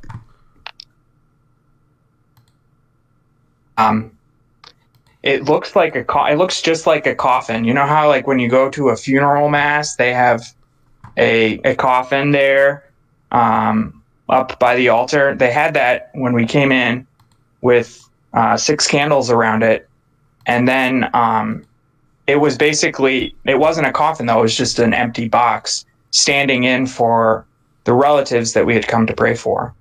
And I just thought that was very interesting. That is very powerful. It is very cool. I think they did that at a local parish I was at. That is like a Father Young Trad. He doesn't do the Latin Mass, but he'll do the Novus Ordo in Ad Orientem and everything. And I was wondering why there was a coffin there. Why, like, he had one from, like, the Sunday before when I went to the daily Mass. That is interesting. But yeah, even, like, the Novus Ordo, like, even when you do it in, like, Ad Orientem, it, like, just adds, it's, like, you know, it's, like, kind of little, but not. It, like, adds a lot different. It's, like, makes it feel a lot different and a lot more reverent from personal experience. It really depends on how the priest says it. Like, you can kind of tell by the priest's own devotion. Well, the one thing that helps is that, like, if a priest is willing to do Ad Orientem, he probably is doing it for, like, the reasons that make it more devoted. So, like, you don't just lazily do an Ad Orientem Mass. So, I think that helps. You know, like, a lot of the things that I miss, most especially between the Latin Mass and the new Mass, are the prayers before the altar, the Judicame and the Confiteor. It really sets the tone, and you really feel a big sense of loss when you compare the two, because in the one rite, the priest at the foot of the altar, they say the prayers, the Confiteor especially does it for me, and then in the new Mass, he just kind of gallops up to the altar, gives it a kiss, and then sits at his chair. It's just a huge difference. It really is. Right. The phrase is low energy. I would say for me, the thing about the Novus Ordo that I dislike the most is that almost all masses are, like, the default is Eucharistic prayers 2. Which is valid.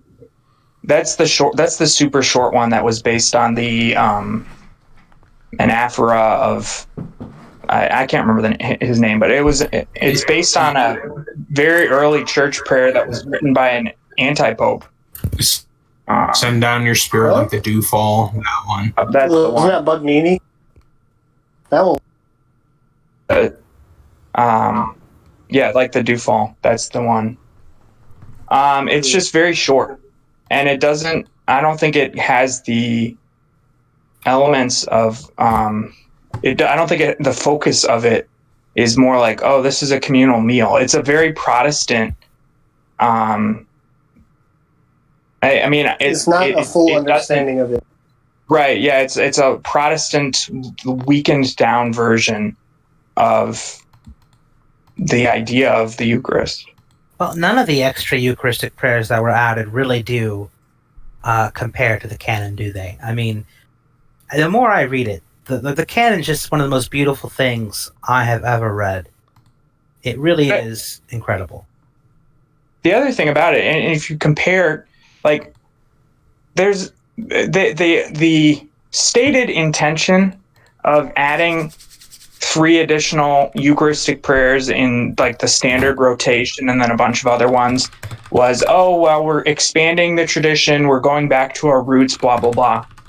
But if you go to, they didn't go to, like, oh, we're just going to go and look at what the Greek Orthodox do, or the Russian Orthodox do, or the Copts do, or the Marianites do, because that the stated intention, I feel like, is not really the reason that they added those prayers. They added them because they're like, oh, the Eucharistic Prayer 1 or the Roman canon is too long, and if you go to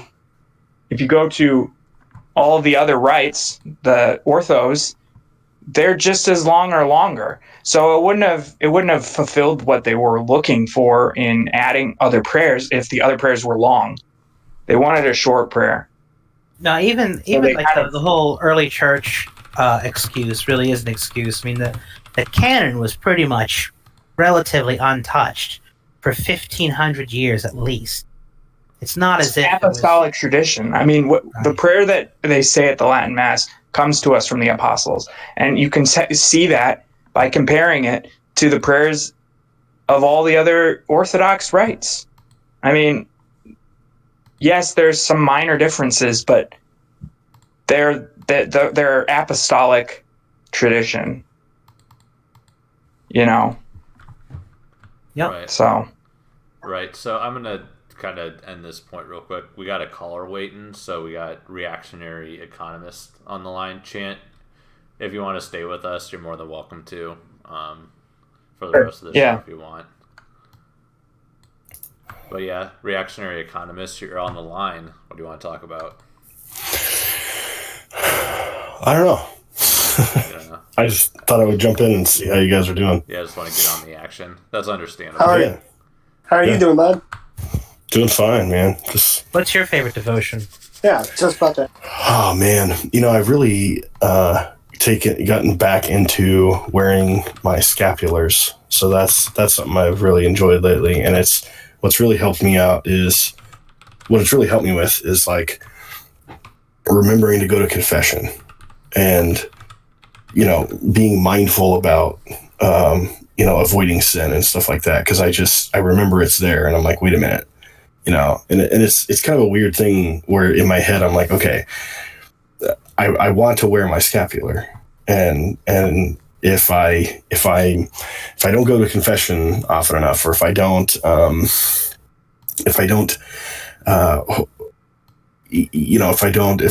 avoid sin, then I'm not going to be able to wear it, and I'm going to have to put it in the drawer, and it's not like that's the only reason that I, want to avoid sin or whatever, but it's just, it's like I finally get what people mean by like an extra reminder, Right.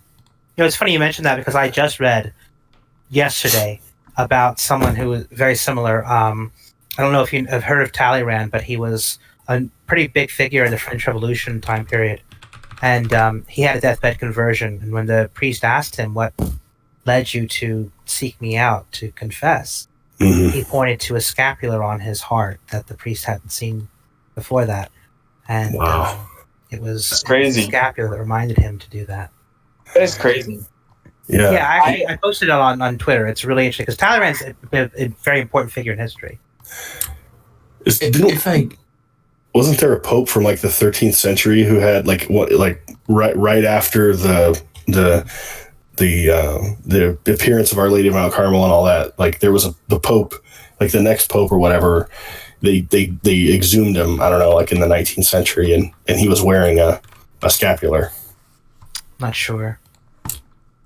I do have a question. It's something interesting. I have a devotion of the brown scapular as well. The comment you made about feeling like you can't wear your scapular, maybe elaborate. I mean, that's the first I've ever heard of someone saying that they felt like they couldn't wear a sacramental. Quick question, reactionary. You said scapulars. Do you do more than just a brown scapular?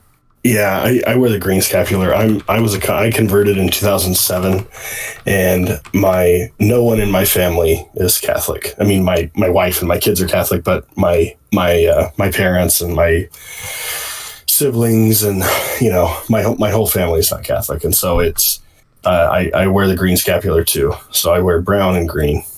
Awesome. Right. Yeah. Did someone give you the green scapular, or did you just take it up after you converted? I actually just took that up recently. I didn't really know much about the green scapular until very recently. The brown scapular I started when I converted, but I kind of dropped it for a long time. So, Cool. Yeah, quick question for you. First of all, like, what's your Twitter? Am I following you? If I'm not, let's see. Yeah, so I'm the Trad Dads guy. like, Trad Dads is your account. What? At Trad Dads. Okay, I just. Oh, followed hey, you. I've seen you around. How you? Okay. Hey. Yeah, I've seen you a bit. And also, like, can I just, like, take a second to appreciate that, like, pretty much everyone that's, like, called in my audience are all, like, basically people with Chad voices, and most of them are, like, dads and stuff. Go get a D for dads in the chat. What's more Chad than being a dad? Oh yeah. Yeah, no doubt. It had to rhyme too. Hate to be Priest? that guy to double post, but you mentioned saying like you felt like if you don't go to confession, if you can't wear your scapular, that's the first I've heard of that. Is there a specific explanation as to like in the devotion, or is that just something you personally feel through your own? No, I think that's just me. Like I when I first read about the brown scapular, I always thought that like I never understood like the difference. There's just wearing the scapular as a devotion, but then there's also I can't remember the name of it, but all the other stuff that all the other promises and stuff that come with it if you do the little office and all that kind of stuff. And I don't know, for some reason I just feel kind of guilty, like if I'm wearing it, and like it's like I shouldn't be wearing it. It's not that, it's nothing to do with the devotion that I know of. It's just me. It's like it's like an extra punishment for myself, you know? Yeah. Hey, You don't punish yourself by depriving yourself of any graces that you may obtain by wearing it. Yeah, that's true. You should forego that thought. You're like in a bad state spiritually. The last thing you want to do is take it off. Yeah, that's like, that's a good that's like Satan. the devil trying to keep you away. Yeah, it's definitely Satan Like, talking to you, man. ironically. Yeah, no, I'm with you. I can sympathize for sure. You feel like you're like, well, why am I wearing this? This blessed sacramental. If I've sinned, like I'm such a like repulsive person, like you're undeserving. Right. But I would agree with my my co-hosts here and say that definitely would want to preserve. Even if you've committed the worst mortal sin imaginable, you want to preserve what vestiges of grace you might have with these sacramentals, as you said before, as an extra reminder of to get to confession, extra reminder with your prayer devotions and so on. Well, I think that makes a ton of sense. I guess my thing is like, maybe it is something that I read in the devotions. Then it's like to obtain the graces of the sacramental, you're supposed to be in a state of grace or something. And so that's why maybe I'm just, I'm not a theologian, right? So I don't know, but I don't know. I think that's where I got that from. Maybe. If you're not in a state of grace. Okay. So that must be it then. Yeah. Right. Yeah. You can't do what now? You can't gain indulgences if you have any mortal sins on your soul. Yeah, because you can't marry anything. That's why a lot of like indulgences require confession because of that. All plenary indulgences require you to receive the Eucharist and confession. That's right. Can I Within a shift week, the topic? right? Yeah, go ahead. I have a question. Yeah, it's within a week. I think it is within a week. Yeah, it's usually a week. I've been sort of watching a little bit from the sidelines, and I'm wondering what other people think about the current situation in conservatism between the grifter right and the groypers, if you want to call them that. So We talked about this. It's very funny. So we can't deny a caller. A caller has a question. Go for it. yeah. So I don't know. My personal opinion on it is that like the mainstream conservatism does not like conserve any Christian or Catholic values at all. Mm-hmm. And like even like you'd say like what they talk about, like ultimately like the question is like what does homosexual sex have to do with the culture war? And like the real question is like, you know, what war is being fought between whom? Yeah. And like really it's pretty much like faithful Catholics and Christians versus everyone else. But like everyone else is fighting this war between like what the economy should be and stuff like that, and like most people like don't even care about this. So I'm pretty supportive of it for the most part. Like, do I like how much do I care about the Israel questions? But like, you know, that's like a different level. But it definitely is, you know, this representation of like libertinism, republicanism is like basically like what. I don't want to speak too soon, but it's like the real right said, "Hey, Buckley, you can't keep us out forever," because that's when it kind of started. Right. Yeah. And then Vasily, you're gonna say something? No, yeah, I was gonna say, yeah. I know I agree with all of what they say and do, but like certainly, like you said, the Groyper army of Nick Fuentes definitely, you know, as a one of their pillars, their talking points is Christian morality, specifically as far as Fuentes goes, Catholic teaching, and how that interacts with conservatism. So you definitely love to see it. You love to see their questions about that, like Turbo, like you said, like certain other things of their policy, like to greater and lesser degrees, like you're just like, yeah, like okay, either like yeah, okay, or like yeah, that's good, but definitely seeing people like straight up saying when the majority of the country just has given up on the question of homosexuality, you like to see people getting up there and saying, well, hang on a minute, are we really going to pretend like a country that ostensibly was founded on Christian principles and, you know, the majority of our citizens are Christian, we're really just going to curl up and say, well, nah, we're going to ignore Christian teaching on homosexuality. Like, you know, you like to see that. You like to see that they're taking the Christian stance on a lot of these, especially social issues. It believes, but mostly social issues. Right. And like the thing is like they are being very effective. You can't deny that. And also, it's like refreshing to have the question of like actually sticking up for Christian morality to enter the discourse, like, and that's like the first time in really like a while, even if it's just like a pretty small, not very publicized thing on, you know, kind of the edges of the right wing or whatever. Still, like that, if that becomes like this like America First quote unquote platform where like it is sticking up for Christian morality, becomes the mainstream right eventually, like that's a big win in my opinion. Yeah.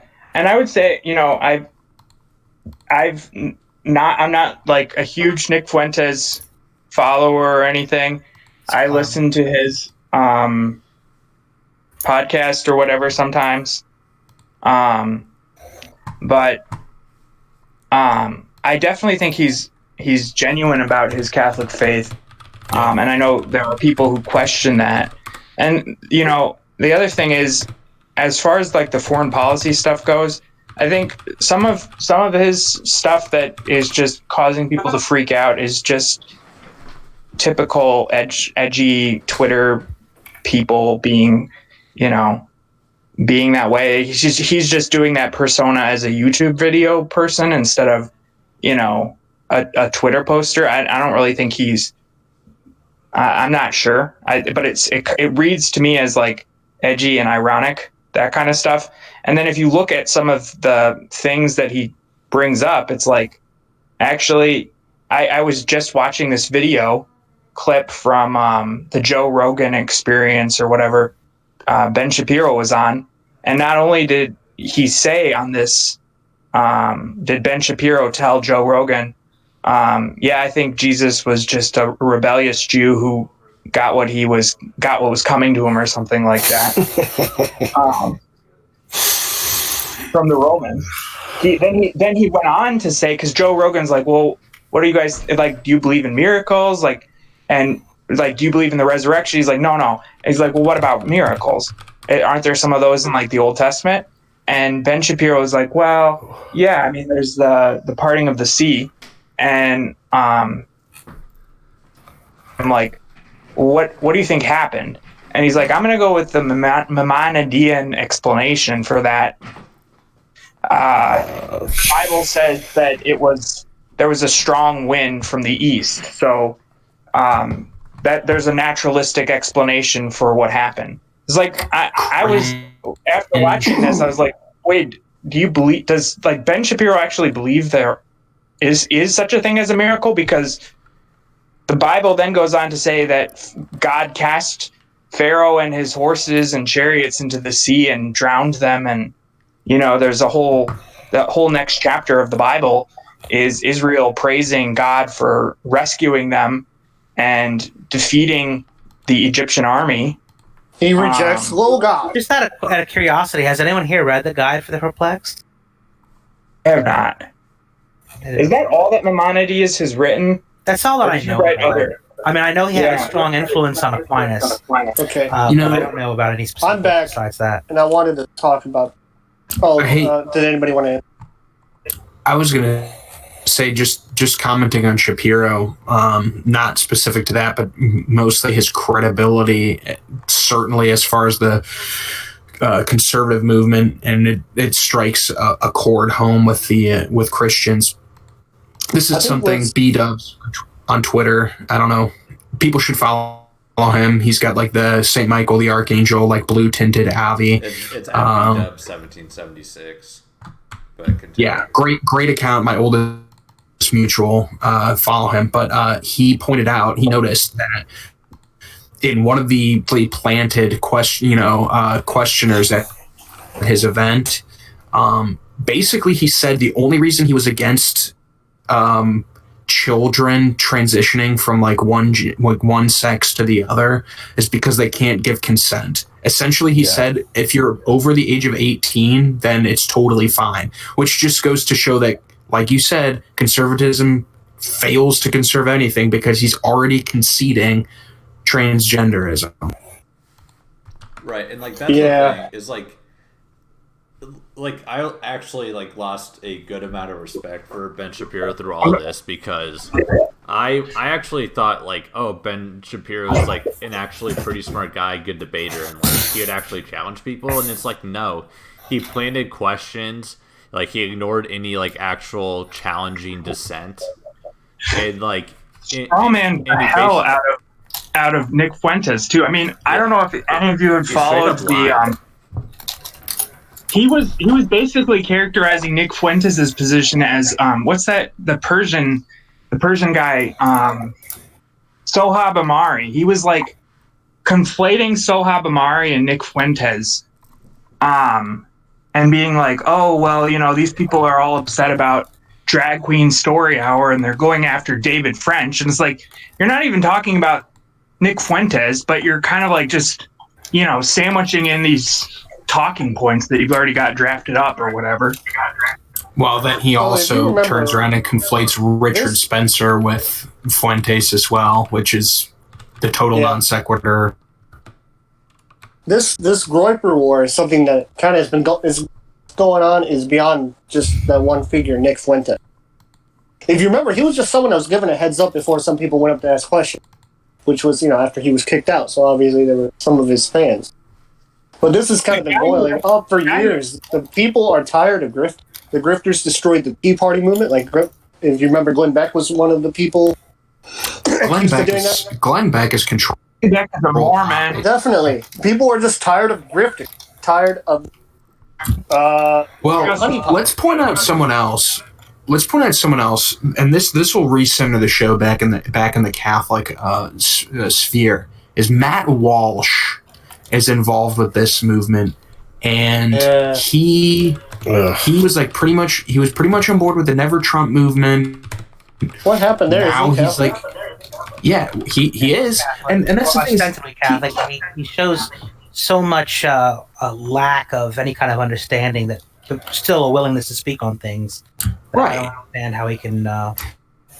And someone straight up asked him in the Q&As of his event, how do you reconcile being a purportedly, traditional, strict Catholic? How do you reconcile that with someone with a very strict Orthodox Jew who straight up said Jesus was nothing more than a rebel who got what he deserved? And Matt Walsh just bumbled around. Oh, would you never work for someone who wasn't a Christian? It's like, Matt, that wasn't the question. And he completely fumbled the Covington Catholic kids of that. Yeah. He turned against the Covington Catholic kids. He has tweeted before how much he doesn't like Donald Trump or his supporters. Now he's trying to support Donald Trump. It's just the dude. It's like when someone who's an atheist says, "Oh well, you're not a real Christian," or whatever the heck. It's like, who are you?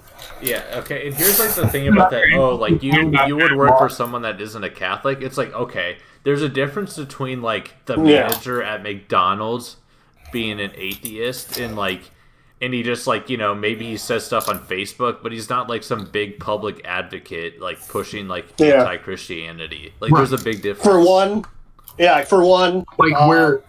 Shapiro, somebody who is set up to affect public sources, somebody who talks, and he puts his pennies out there. And then for two, no, I wouldn't mind having atheists, hopefully not a Muslim, or other non-Christian manager. But if they were like explicitly anti-Christian, like an atheist, they might believe that Jesus was a revolutionary figure that was like a good person or something, right? That he's either good or bad because he said, "I am God." You can't be hot or cold on him. Yeah, and don't believe that. Muslims will say he's a prophet, but like Ben Shapiro is saying something explicitly, and I tweeted at him, but Matt Walsh knows better. He knows the difference. That's why he stumbled and couldn't even speak. Well, here's the other Walsh thing. Also, the Young Americans Foundation, let's say like your boss, like what is the Young Americans Foundation really doing to push like the Christian ideals forward? Like they're anti-abortion, and that's like kind of about it. And you'd be better off in St. Paul Tree Evangel than in there. All right, Chant, you wanted to say something? Yeah, sorry. Another thing about Matt Walsh is he is one of the biggest pro-usury Catholics on Twitter. Explain that a little bit. Definitely. Yeah, big boomer take on usury. He's one of the is Matt Walsh. He's one of the people who's always going off about student loans. You took out the loan, so you should pay it back. Pull yourself up by your bootstraps. Yeah, look at me and the boomers. We did fine. I think he's actually probably Gen X, but just a very mindset. Yeah, he's Gen X boomer in his takes. It's like big time. Yeah. But just going off on that all the time. I actually have him blocked because I just couldn't stand to see his stuff. Because he's always posting that kind of stuff, and then accusing anybody who says, "Oh, well, loan forgiveness," or any type of relief for that is something that we need to implement as being a socialist. Well, you know how you get socialism? You get socialism by having an economic system where there's as much debt as we have. And the last time we did a debt relief bill in 2008 or 2009, the only people who got their loans canceled were the corporations. That's and then one day for no reason at all. Yeah. Yeah, we'll leave it at that. Well, unironically that, because the United States government actually has a a precedent of forgiving loans, and they did it to Germany post World War II because they wanted Germany to be a world power again, or at least a regional power to counterbalance socialist, communist DDR and Soviet Russia.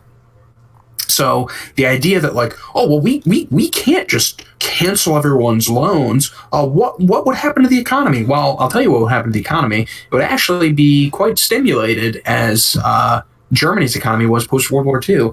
As if you cancel all these loans except for personal debt, which encourages a small amount of personal debt, like a credit card or something, it actually stimulates the economy, stimulates personal growth and participation. So. Well, just think I don't know. If everyone, let's say an average student loan payment is like $300, and most millennials have student loan debt. Just imagine that extra $300 a month that people would just have. You know what I mean? Yeah. And the people who would be I wish it was like, $200. the argument is, oh, well, you're taking that money from everybody. Well, you know what? Actually, no, we're not taking it from everybody. We're taking it from big, huge state-run schools that allegedly, if you're actually fighting a culture war, you should be against these schools, because all of these schools are this is the nucleus from which it comes from. That's where all of this social justice warrior bullshit comes from. Yeah. I'm heading out. Well, I'll I'm see just you gonna guys say later. it. Yeah. Have a good one. Thanks for coming, See it son. though. Night, man. I'm just Night, gonna everyone. say it too. Night. See it though. Just gonna say it for sure. The housing market was 2008. That's what burst. Around. Yeah. I firmly believe the next bubble is going to be. We're going to see within the next 10 years, 5 to 10 years, the higher education bubble and all these student loans. That's going to be the next bubble that bursts, and higher education, as we know it, will change dramatically Right. after that. And like, here's the thing: like, if you're actually fighting a culture war, like, college professors being fired and like losing their jobs is like the type of scalps that you want if you're actually fighting a culture war. So like, why would you want student loans? Right. I mean, Because the people who fund the Daily Wire are capital, or not capital. They're big Global corporations that would stand to lose. Yeah, the globalists would stand to lose a lot of money, and they want to make money. Right. I mean that's 100%. It's all just like, who's making the money and like who benefits from this. And every time it's a very small group of people, and everyone else like gets screwed over, and then they fight against each other every time. Like, it's like rinse and repeat.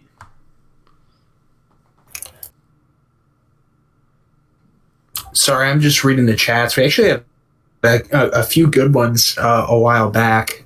Just read them out. Slims McGill says Norva Soda Mass feels like it jumps right into the consecration. Sing a few happy hymns, then bam.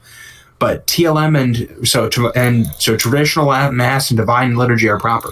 I have to agree with that one. I actually feel the new Mass is torturously long with the Really? yeah, the responsorial psalm. Okay, yeah. Is The hymns I are can't abide it. Yeah, it might not be long in minutes, but it can be long in pacing sometimes. Here's the thing, though. If you go to Mass and they don't do those, like they don't have a lector or anything, and then you just say them, then yes, very much what this chat says. The liturgy of the word feels very rushed, and very seldom do you have like a very lengthy. The one thing I really dislike and do not appreciate whatsoever with the new Mass, and it's not the Mass's fault, it's more so people's fault, is that the lectors who come up to read from the Bible, they've not done the reading ahead of time.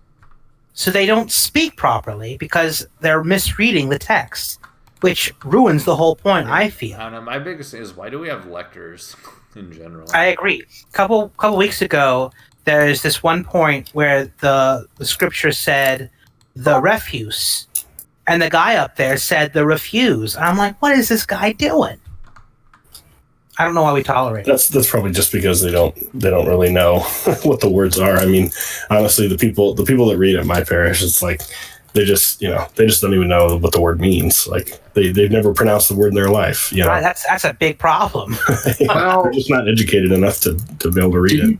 Didn't I circulated recently like the percentage of Americans who can read above like an 8th grade level? It's actually pretty disgracefully low. Yeah. So is it any surprise that boomers or like get up there and like can't freaking pronounce anything? Right. Things Like, like- they read the words. They've probably forgotten them years ago. Yeah. I agree with that. That's a good point. It always drives me nuts, especially when it's people mispronouncing things that it's like, well, you could have like looked it up, or you could have ask somebody, but you just kind of like, oh, that's a Greek word or a Hebrew word. I think I'm just going to give it a shot. But here's, And then- here's the thing, though, is worse than that, because like with my parish, you know, we have this little volunteer online system, and what you do is if you're the lector, or I say the reader, because I mean technically, you know, we have women reading, so they're not lectors. You know, that's a minor order, but there's a little link, and it's some bacon priest reading the readings to you. Like, so you can hear it, you know, I mean, there's no excuse for them to not at least click the button and listen for like 2.5 minutes and just hear it read to them. And then at least they would have a chance, you know? I'd be more lenient when it comes to those, especially difficult, long Hebrew names, right? I understand that might have been difficult to even look up, right? But refuse? Mm-hmm. Really? Yeah. Get Hey, more irritated don't- when you mispronounce Greek names, okay? Don't It just drives me crazy. knock people that can't pronounce, okay? Yeah, That was a joke. good meme. Joe. We should make fun of you for being bad at pronouncing things. After the whole contractions debacle, I don't know what to tell you anymore. Look, contractions All are a right, can we get modern off the like English lesson though, and just like complain about extraordinary ministers? Ugh. Yeah. Okay, so I had a thought about this the other day. And it doesn't make any sense, okay? At the Mass, when the priest is done administering communion, what does the priest do? The priest goes to the altar and rinses his fingers over the chalice with water and the new Mass, or with water and wine in the old Mass, before he does anything else, because there may be particles of the Eucharist on his fingers. Correct. When an extraordinary minister of the Eucharist is done administering communion, they just walk away. There's no ablution. nothing. Right. Yeah, and like for example, I went to like a morning mass, or like I went to like, it was a Sunday, but it was like a pretty small mass. Like it was like it wasn't like an empty mass or anything, but there wasn't like so many people. We had 10 extraordinary ministers, a deacon, and a priest, all distributing whether like the Eucharist or not. It's like, that is so ridiculous. Like, yeah, there are 4 rows and it's an amphitheater, but like why are like 10 people, I think it's even 11 because of the deacons, unconsecrated cans touching the Eucharist for a regular mass? Like, the extraordinary minister rule, like the rule for that was supposed to be like for like giant masses where like they couldn't reasonably distribute the Eucharist in a timely manner. I'm trying to figure out like it's the classic, like, which came first, the chicken or the egg? Like, did churches become this like horrific semicircular configuration because of Eucharistic ministers, or did Eucharistic ministers become necessary to conform to these garish church designs? Because you look at some of these churches that were, you know, pretty much every church built like after Vatican II is semicircular, and some have been redesigned to be that way, and it's disgusting. I'm just, you know, pardon the language, it's fucking gross. All right. This is a family show. How dare you? They're not even necessary. I mean, the fact of the matter is, it's not a big impediment to people to sit or kneel a little bit longer after communion. It really isn't. Yeah. You know, the other thing is, to answer that question, it was the architecture started changing first. I was reading something, it was a while ago now. I posted it when I read it. I don't know if I deleted it though or not, but it was basically a book of by one of the bug modernists who came up with this the new Mass, and they were talking about, you know, the need to change the architecture of churches in order to get the effect that they wanted from the new mass. But then, as part of the Vatican II documents or the new missal, there is also a directive that there should be a freestanding altar that the priest could stand on either side of, which then also justified further renovations or reconstruction in the wake of it. Yeah. Yeah, definitely opposed to it. It very much feels Hall like, and the claim that it's like, oh well, we're all sitting around the table. I don't buy it. It like, especially like when we were talking, like when lectors come up or like the cantor comes up to do the responsorial psalm, it feels like it's like a concert performance, and I hate it. I'm just gonna lie. I'm not gonna lie. Like, I'm just gonna say it. I hate it. It is William F. Buckley, who very much was wrong about a lot of things, but when he described the new mass as an aesthetic ordeal, he nailed it. Yeah, it's just busy. Like when you think about it, it's designed by somebody who didn't understand aesthetics. That's, I mean, the fundamental thing is it wasn't designed to be aesthetic because the person who created it didn't understand that at all. Yeah. I'm not gonna win a bunch of fans with this, but like, the good thing about the traditional Latin Mass too is it allows you to pray separately from the Mass during the Mass, which I know some people praying a rosary during the new Mass? It's so difficult. Yeah, it's horrible. No, it's like, don't even bother. Sometimes I do, just because I feel like I need to.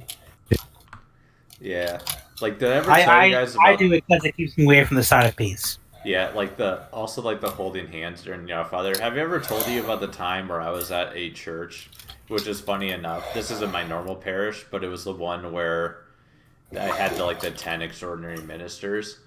There was like a chain, like a four-row chain of boomers all holding hands during the Our Father. So you tweeted about it. Like, people were like holding the hands of the people behind them in front of them, and because like everyone just was in their own row. Have you ever been to a Spanish Mass? The sign of peace is the climax of the Mass.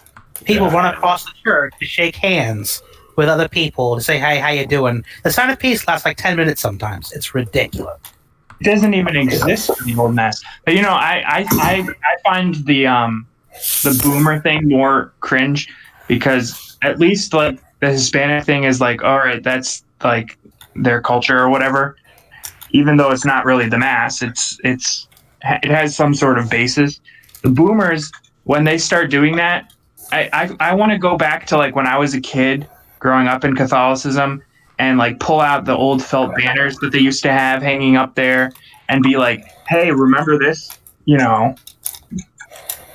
We still have them. You guys have them still? They might. The church that I grew up in, which I do not go to anymore, but I went there for middle and elementary school. It still has felt banners. So they're so tacky. That sucks. I never understood, like, they like, it seemed like the people who created Vatican II wanted to create like, oh, look at how sweet the aesthetics of Protestantism are. And it's like, have you actually been to Protestant churches kind of suck. Yeah, they do. Oh, they do. They're whitewashed and they're boring. They're boring. All right, I'm just gonna say the only Protestant church I can recall ever being in was actually quite impressive, but it's out of the norm for sure. That's the thing, is the Protestant churches that look good because they use Catholic aesthetic. Oh, this one totally did. It had a 17th century portrait of Saint Augustine in the church. That's beautiful. Yeah, I mean, pretty much anything that Protestants like do that looks good is just a Catholic ripoff at the end of it.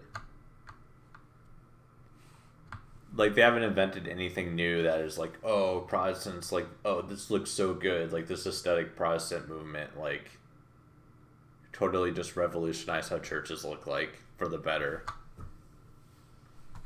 not even have they not invented any good aesthetics. Their only aesthetic that they claim to have original to them is actually a reinvention or reincarnation of the iconoclastic movement of like the 3rd, 4th, 5th centuries AD. So it's like you guys just brought back a heretic aesthetic from Byzantium. I mean, You didn't even come up with they're your own heretics from the heretic. beginning, so makes sense.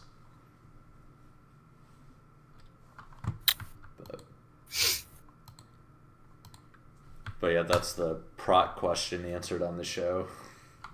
Yeah, disavow prots. Yeah, Sorry. Yeah, we're gonna wrap up. Sorry if this soon, offends. Is there anything you want to talk about before we end the stream? Any topics? Are we going to do our roundtable like closing thoughts, or or are you looking for one last topic? Yeah, if anyone has something to talk about, otherwise closing thoughts. I mean, only the trend on Twitter that I just recently. We live in a society. Very true. Anything you want to say, Chant?